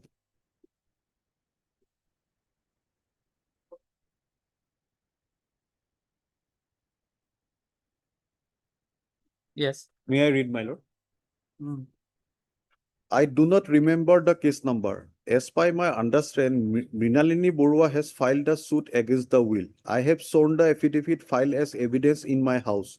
Munindra Chandra Borua has identified me while swearing the affidavit. I have seen the will. On going through the contents of the will, it is found that Munindra Chandra Borua is the executor of the will. I do not know what probate application is. I have not verified the probate application. I only know about the will. I do not know the term executor. I know by will a person transferred his property by his consent. There is no other document to show that Munindra Chandra Borua executed the will, having read the content and understanding the deposition made in the will. At the time execution of the will, Munindra Chandra Borua was near about 80 years. In the will, there is no specific mention that Munindra Chandra Borua signed in our presence and we attested his signature. But he had put his signature in the will in my presence and I put my signature in his presence. I do not consider that not taking of signature of Munindra Chandra Borua's wife Mrinalini Borua, although she was present with him in my house, is wrong. My wife is the sister of Pradeep Kumar Bhattacharya and I am his brother-in-law. It is not a fact that I, along with Pradeep Kumar Bhattacharya and my wife, took signature of Munindra Chandra Borua in some blank papers and later converted it to will in questions to grab the property of the deceased. On going through the will, I do not find any word testator in the will. Although there is no word testator in the will, in my evidence on affidavit, I have used the word testator in paragraph number 5, 6, and 7 after coming to know that the person who executed the will is known as the testator. Munindra Chandra Borua made his own will, but I do not know who instructed him to prepare the will in favor of plaintiff. There is no certificate to show that Munindra Chandra Borua was physically fit and mentally sound to execute the will. Except me and my wife, there is no other witness to the will. It is not a fact that I, along with my wife and plaintiff, committed fraud and the said will is suspicious. It is not a fact that in the present case, the executor is surrounded by suspicious circumstances. There is no specific schedule in the will. I cannot say if there is no valid declaration by the executor in the will. I do not know the word executor and testator. It is not a fact that taking advantage of the illness of Munindra Chandra Borua and his wife Mrinalini Borua, I, along with plaintiff and my wife, have fraudulently made this will. So in my cross-examination, the PW2, as held by the trial court, never said that his wife, the wife of the testator, was not present. All along, PW2 said that wife of the testator was present at the time of execution of the will at his residence, my lord. So this was wrongly held by the learned trial court, my lord.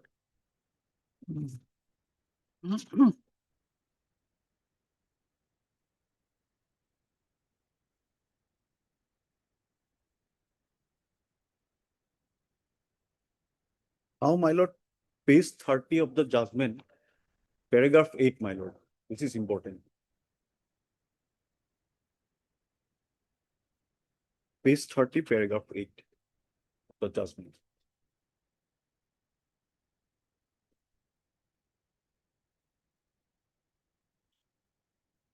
Lordship, Page 30. Page 30, 30, paragraph 8, my lord.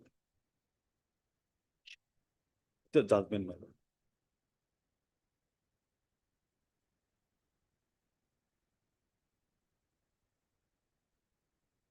Yes. Yes, ma'am. Then, had there been any will, why the witnesses of the will have not informed about the will to the other relative of the deceased? They are also There is no such requirement, in fact. Yes, my lord. That is my submission, my lord. There is no It such dismissed requirement. that will because the attesting witnesses has not informed about the existence of the will to the close relative of the testator, my lord. No, he will disclose when it is necessary. Yes, my lord. When it will be necessary. My lord. That is not the ground. So on this two count, my lord, page 31. Therefore, second line, my lord, therefore it is found that the time of preparation of the will is not proof as 2009. On this two ground, my lord.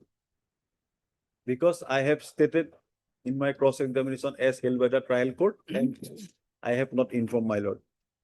Secondly, my lord, the paragraph number 11, whether the will has been duly attested by the attesting witnesses.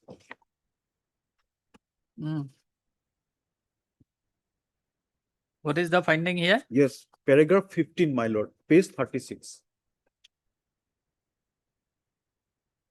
page 36, paragraph 50. Mm. May I read, my lord? Mm. From the above evidence of PW2 and PW3, it is found that they are the attesting witness of exhibit number 2, is the will. PW3 is the wife of PW2 and sister of the plaintiff. There are nobody introduced who are independent and closer to the disease as witness to confirm about the execution of the will. Had the testator been accompanied by the defendant number 4, it is the wife, defendant 4, and went to the residence of the PW2 and 3 as claimed by them, where purportedly will was executed, she would have put her signature in exhibit number 2. So by this proposition, the trial court held that the requirement of a valid will is wife has to put her signature, my lord. The conspicuous absence of signature of defendant number 4 creates the doubt about the authenticity of claim number PW2 and PW3 as the attesting witnesses of the will. It had been felt that non-examination of other close family and friends of the deceased also create doubts about the authenticity of the will. Therefore, in view of the decision that has been arrived at in the issue number 1, PW2 and PW3 are not believed insofar as execution of the will is concerned. Therefore, due attestation has not been proved. So, in absence of apart from the evidence of the attesting witnesses, the Honorable Trial Court held that the close evidence of the close relatives and the other family members are required for granting probate in a will, my lord. So there are several decisions of Supreme Court on this point. My lord. How execution of My a lord. will has to be proved. Yes, my lord, because I'm sorry, but today that decision is not available. And recently I came through a judgment, my lord, of the Supreme Court, that the signature of the wife is not a sine qua non to grant a probate of a will, my lord. It is not necessary, my lord, as held by the trial court, my lord. Because as per the Honorable Trial Court, my lord, attestation is not proved because wife has not put his signatures. And in one way, my lord, the trial court held that wife is not present while execution of the will in paragraph 7, my lord. And later on, the trial court held that wife was present, but she has not put his signature. So that creates a doubt, suspicion over the genuinity of the will, my lord. The contradictory is then, my lord. You produce the relevant decision of the My Supreme lord, I will produce, my lord. Yes, Mr. Talukdar, what is your stand? Yes, my lord. Beyond the case, my lord, if your lordship has gone to peruse the evidence on record, that case will go. There is no case. Page 88. Kindly see the cross examination. Page 88. Page 88.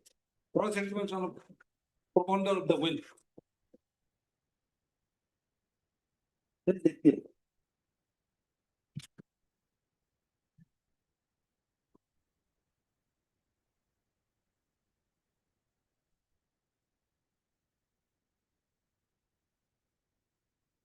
My lord, with propounder of the will, that is proving forward, my lord. PW who is the will. Munin Chandra Murwa executed the will as executor.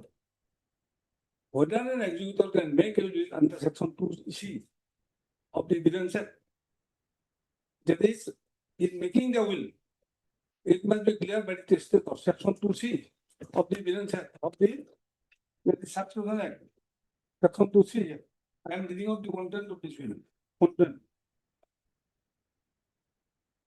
What is will? Will means a legal declaration of the intention of the testator with respect to his property, which desires to be carried into his effect to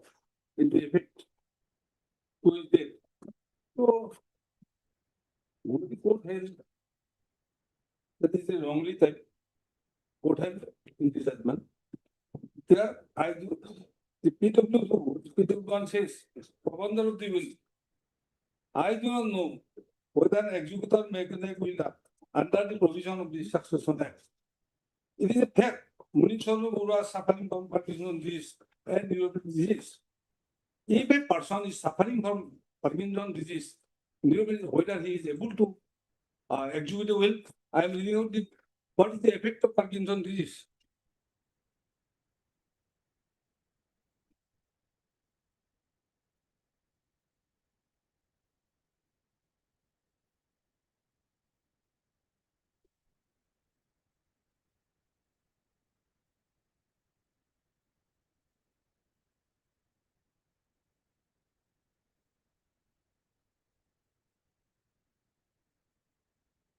The scribe was not examined here. As we know. Because I do not know, my lord, who typed the will. Because as per evidence of the attesting witnesses, my lord, Mm. the testator showed them the will, typed will, to read over the will. Mm. He signed the will, and the attesting witness in his presence signed the will, my lord. If the executor do not know who typed the will, but who scribed the will, my lord. As per deposition, my lord, the Mm. testator drafted the will, my lord. So who is the scribe? Who typed the will? I do not know, my lord. He does not know anything, my lord, from the evidence on record. I am saying it with him. I do not know as to who has executed the, who has executor has understood the content of the bill and accepted the same. Whether it is mandatory for the executor, he should know the content of the will and he has to understand and accept the same. This is not done. So he has failed to give the reply. Your Honor, Your Lordship, it is an interesting to note. I was not present at the time of execution of the will. He was not present. I was not there. It is a fact that the testator is not the word executed, but it, yes, my lord. He has shown in my evidence on affidavit, I have shown the property of citizen, but in the citizen is exhibit two. No such citizen has been mentioned. Again, my last portion, my lord. I don't know as to whether there is a valid attestation of the will. I will come to the attestation. I don't know the place of execution of the will. He does not know anything. I don't know. As to No, whether is there any requirement? no, yet but there is various suspicion regarding the will execution of the will. Mm. I have not submitted any medical. I have not submitted to show that the munition was physically and mentally some. Mm. I am reading out. I am giving one Supreme Court judgment.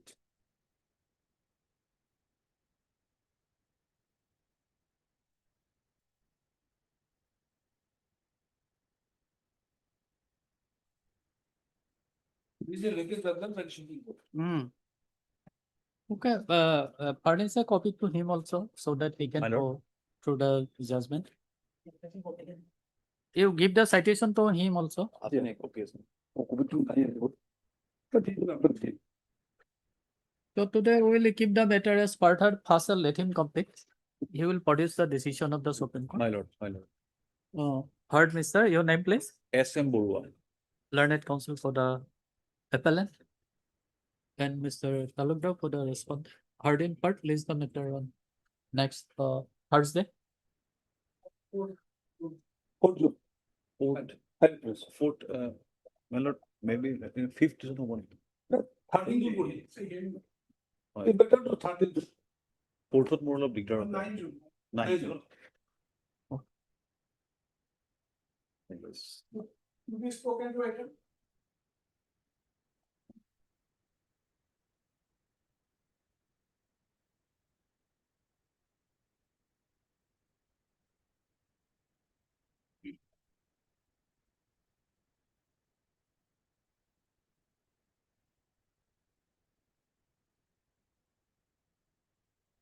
For some clarification, this matter is listed today under the column to be spoken. Mr. Day, you have produced one Ponjika.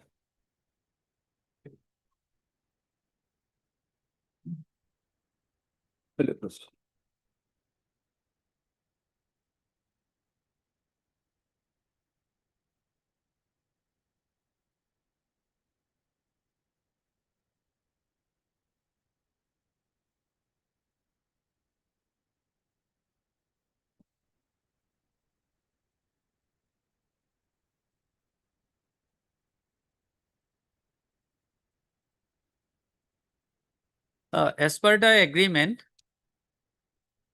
the sale deed ought to have been executed on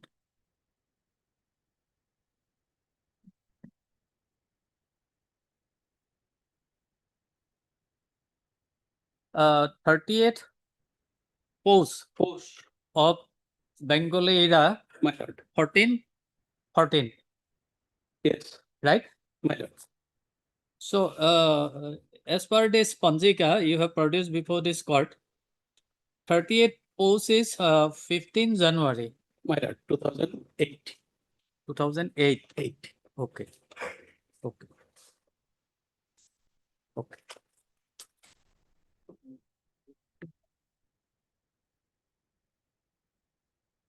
But on that day, you have submitted that 1414 is 2007.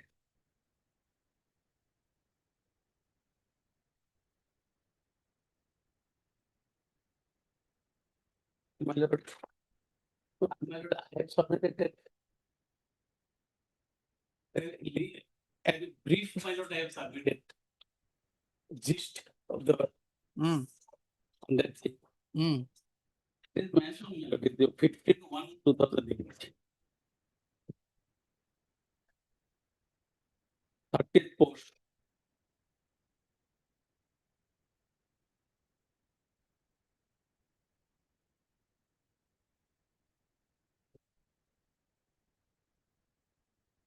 Okay.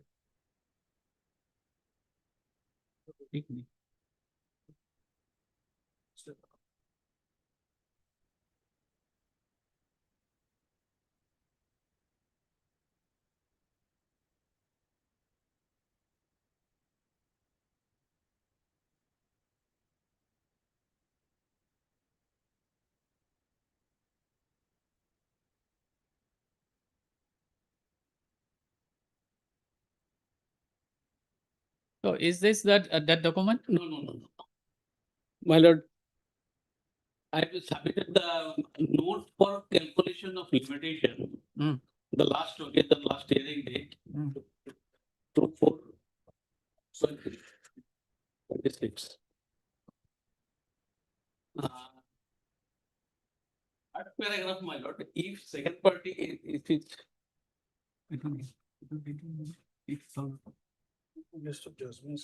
Okay.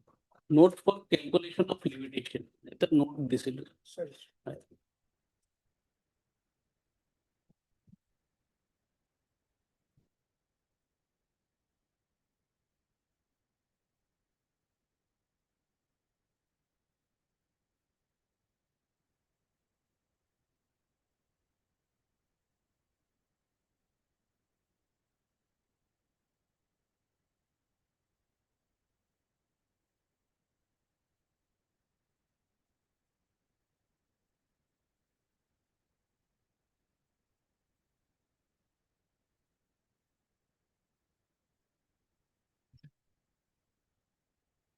Can you give a copy?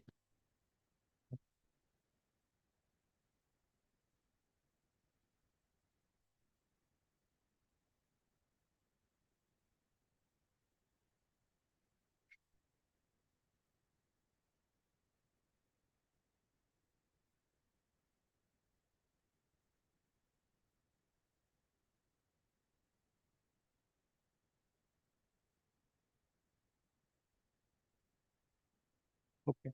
Okay, it will put a original to productive. Acha, secondly,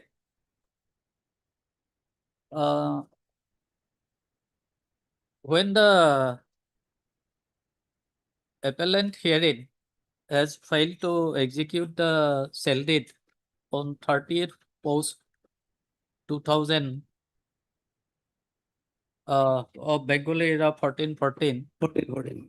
then as per the plaint, you have tendered the amount on 30th 12/2007, the balance amount of sale consideration. My lord, I have to actually within this first and कैसे record quick note?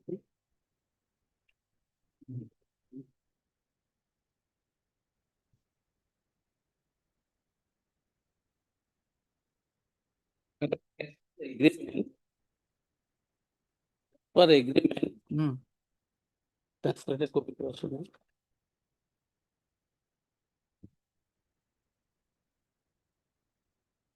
চলিত বাংলা সনদ আখির পর 30 তারিখের ভিতরে দ্বিতীয় পক্ষ No, that is all right. There is no dispute about it.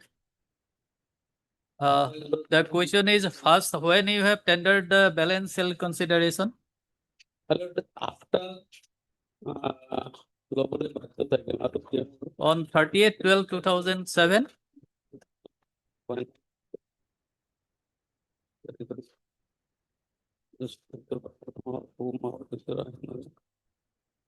That means my lord,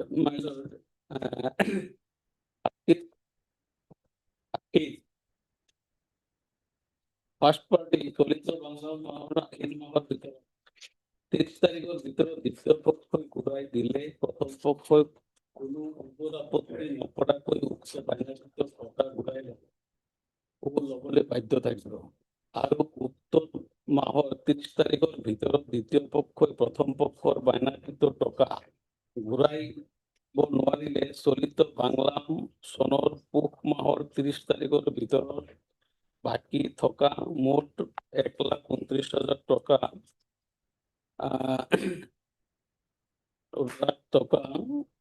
প্ৰথম পক্ষই দ্বিতীয় পক্ষক আদায় দি দ্বিতীয় পক্ষই কোনো ওজৰ আপত্তি নকৰাকৈ প্ৰথম পক্ষৰ No, that is the agreement. About the dates in the agreement, there is no dispute. Now you come to page number 47 of the appeal. The judgment of the, no, sorry, the plaint of the title suit number 57 of 2010. Paragraph number 5. Page 47.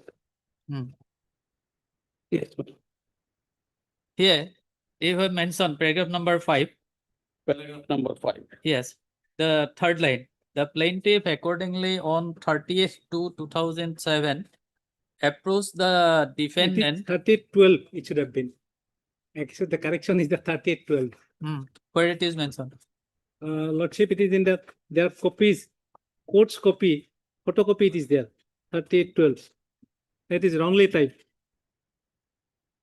At page 55.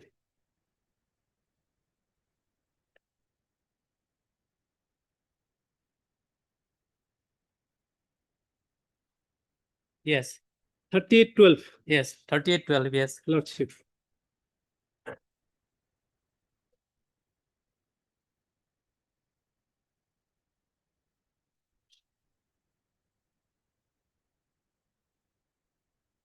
Mr. Day, you got it? Well, Page number, paragraph number 5, page number 55. 55, yes. That as per the terms of the contract, the defendant could not repay advance amount of 95,000 to the plaintiff.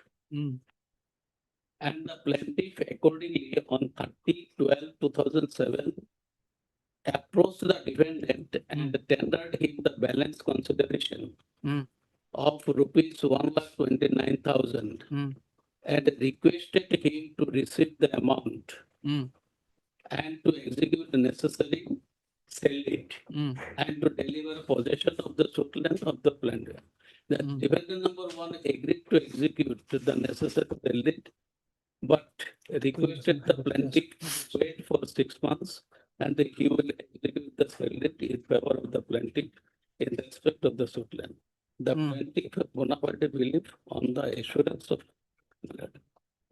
So, you see, Mr. Day, cause of action arose when? When the defendant refused to execute the sale deed. So date was fixed 30th post of 2000. That is the on the part of the procedure. date fixed on the way. Yes, purchaser, My lord, this is the last date fixed. yes. Otherwise, my And lord, before that day, you have tendered the amount as per your claim. Paragraph number 5. Because you have submitted that 38th post of Bengali era 1414 is the is 15th of January 2008. my lord, Then before arising of cause of action, you have tendered the amount of on 30th 12 2007, yes, right? yes, Thereafter, on the request of the defendant, you again approach him on 16/5/2008. yes. And then the defendant told you that he will go for treatment, and after returning from the treatment, he will make payment. No, he will execute the sale deed. My lord, Right. Thereafter, you have approached him on 24/4/2009, my lord. Yes, right? right, After 1 year. yes. After 1 year. Now the question is readiness and willingness to execute the sale deed. This 1 year you have set idle. My lord, another aspect, my lord, kindly see one thing. No, you first explain this delay. For 1 year you remain silent. So how can we assume that there was continuous readiness and willingness on your part to execute the sale deed? My lord, the time limit fixed, the last date fixed, my lord, on 15th August, 15/1/2008. Mm, My lord, when time is fixed, mm. limitation act. No, now we are not Limitation concerned with act. the limitation. Okay, all right. Limitation as per you, Yes, it is within the period of limitation. yes. Okay. Limitation is start, my lord, when date is fixed, limitation is 3 years from the expiry of the date fixed. Hmm. That is as per section 54 of the No, Limitation Act. we are not. Readiness, yes, readiness and willingness, my lord, continuously is pursuing, but they are not executing the sale deed. Ultimately, No, you are compelled to continuously, that's all right. First, you have approached him on 30/12/2007 before arising of cause of action. No, madam. That is one thing, my lord, that as per agreement, first agreement, my lord, that the seller has to return the money. If he fail, then purchaser has to deposit the money. So, my lord, this is collateral. One agreement, this is two part, but it should be continuously paid. Because without another it is not, agreement will not complete. It should be read as a whole, my lord, agreement. No, Because it is conditional. It is conditional. Hmm. One part, 30th Ocean, he has to return the money. If he has not returned the money, then purchaser has to return the money. No, you tell me when cause of action arose here. That is, my lord, as per section 54 of the Limitation Act, Hmm. 3 years from the date fixed. Hmm. Expiry of the date fixed. No, within from 3 who is years, that limitation has to be count? From the 15th January 2008. Hmm. This is the limit expiry date of expiry. Hmm. 15/1/2008. Hmm. And the case was filed, my lord, in 2000. 8 November 2010. 8/11/2011. 2010. 10. Okay. And Yes, 10. yes, limitation, my lord, and this is my page number 2, my note. Okay. Then you tell me whether on 30/12/2007 cause of action arose. Cause of action arose, my lord. Page 56.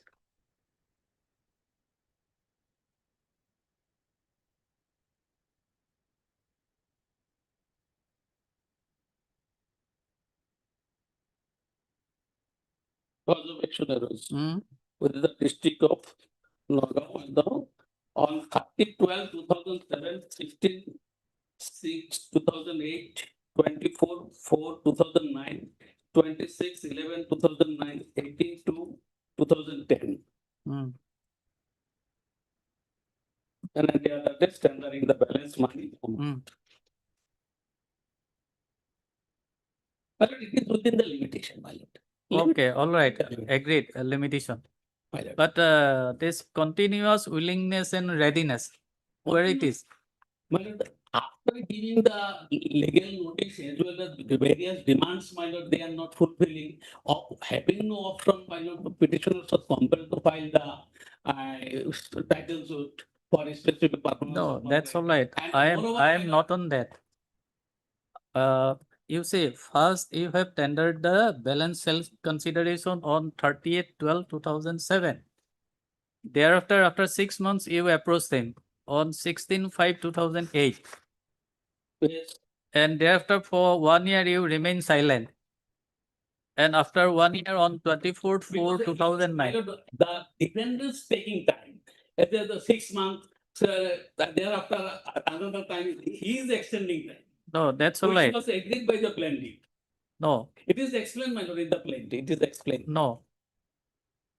The defendant told you that as soon as he will return from the treatment, he will execute the sale deed.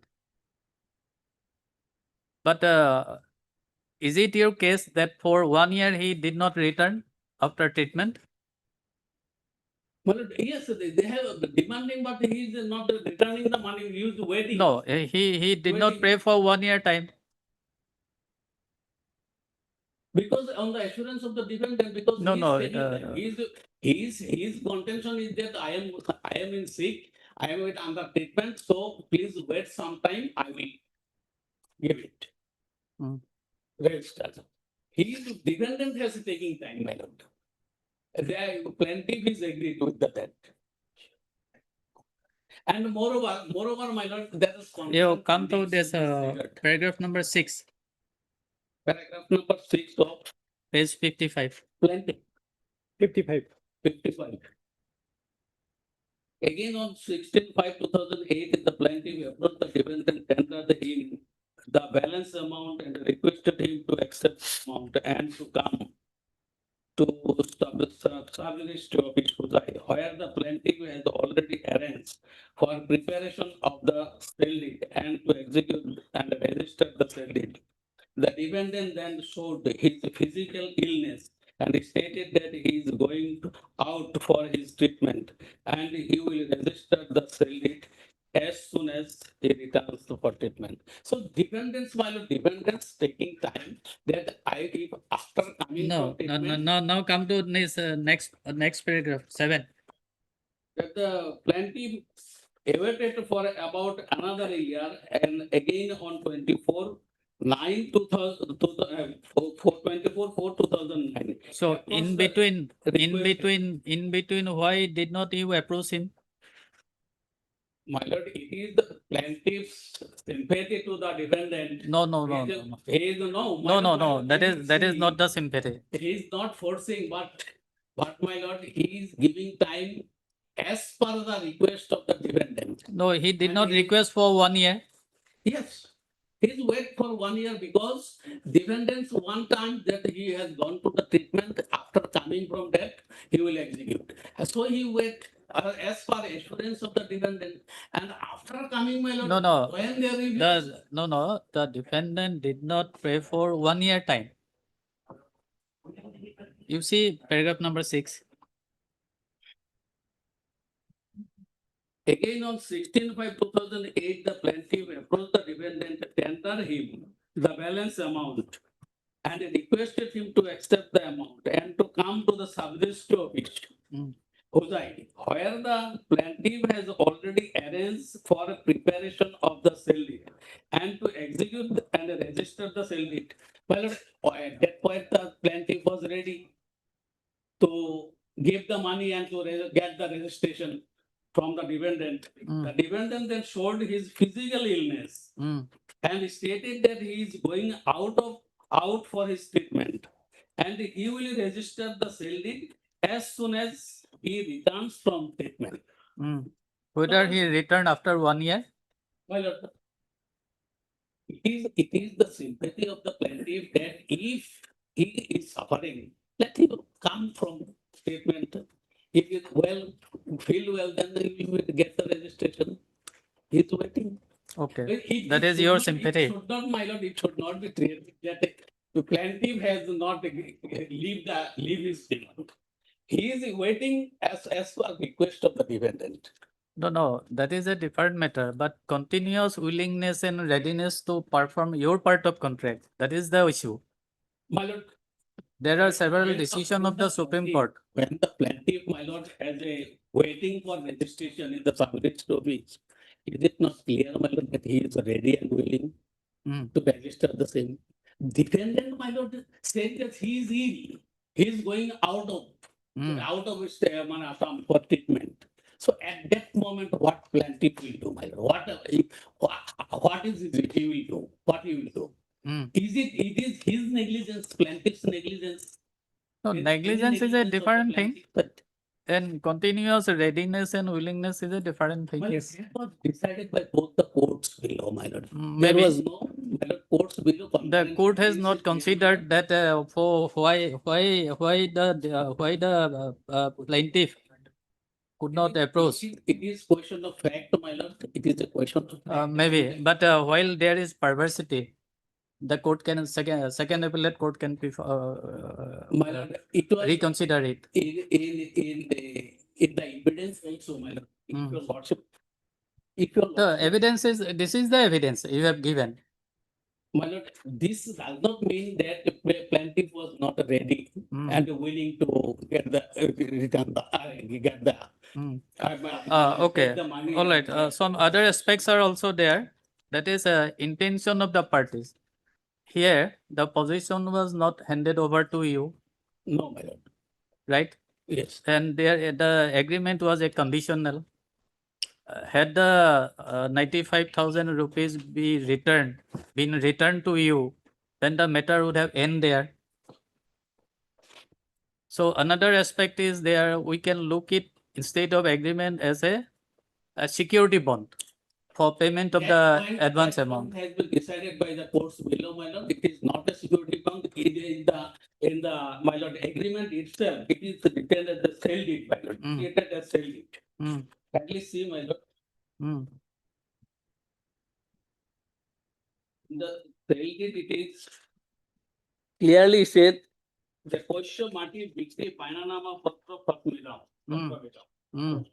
মানে বিক্রি বায়না পত্র নামা No, you say the and then my lord kindly say next মাটি বিক্রি করে Kawla sub Kawla এটো লিখে প্রথম পক্ষৰ নামত মাটি বিক্ৰী সাব কাওলা বুজাই উপপঞ্জীয়নৰ কাৰ্যালয়ত গৈ ৰেজিষ্টাৰ কৰি সম্পাদন কৰি দিবলৈ বাধ্য থাকিল. That means, my lord, if the condition fails, then they will get give the land by register. No, is it not a security then? My lord, the security bond is Security bond. Security bond is different, my lord. It is discussed by the courts below. And if your lordship further wants to forgetting that in the deadline, I will make my argument. And this is not the question raised by the other side also, my learned friend also. This question is not raised. It is raised only 1 point limitation. No. This honorable court framed while framing the limitation point of view, also give a liberty to raise any other The points. substantial question of law. Any other points you have the For that, No. It can be discussed under the first substantial question of law.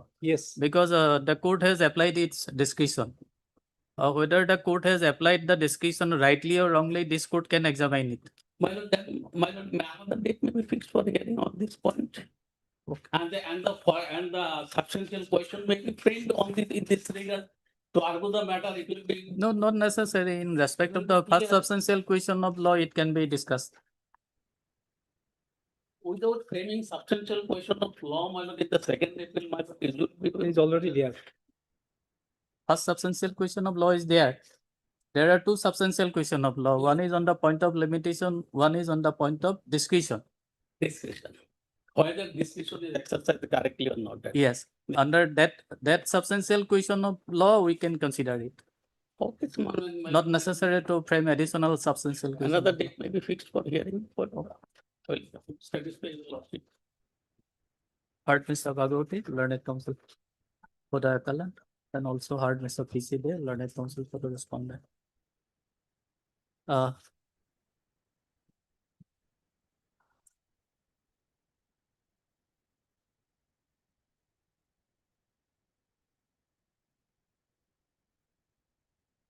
While hearing, learned counsel for both the parties on the point of continuous willingness and readiness to perform his part of contract by the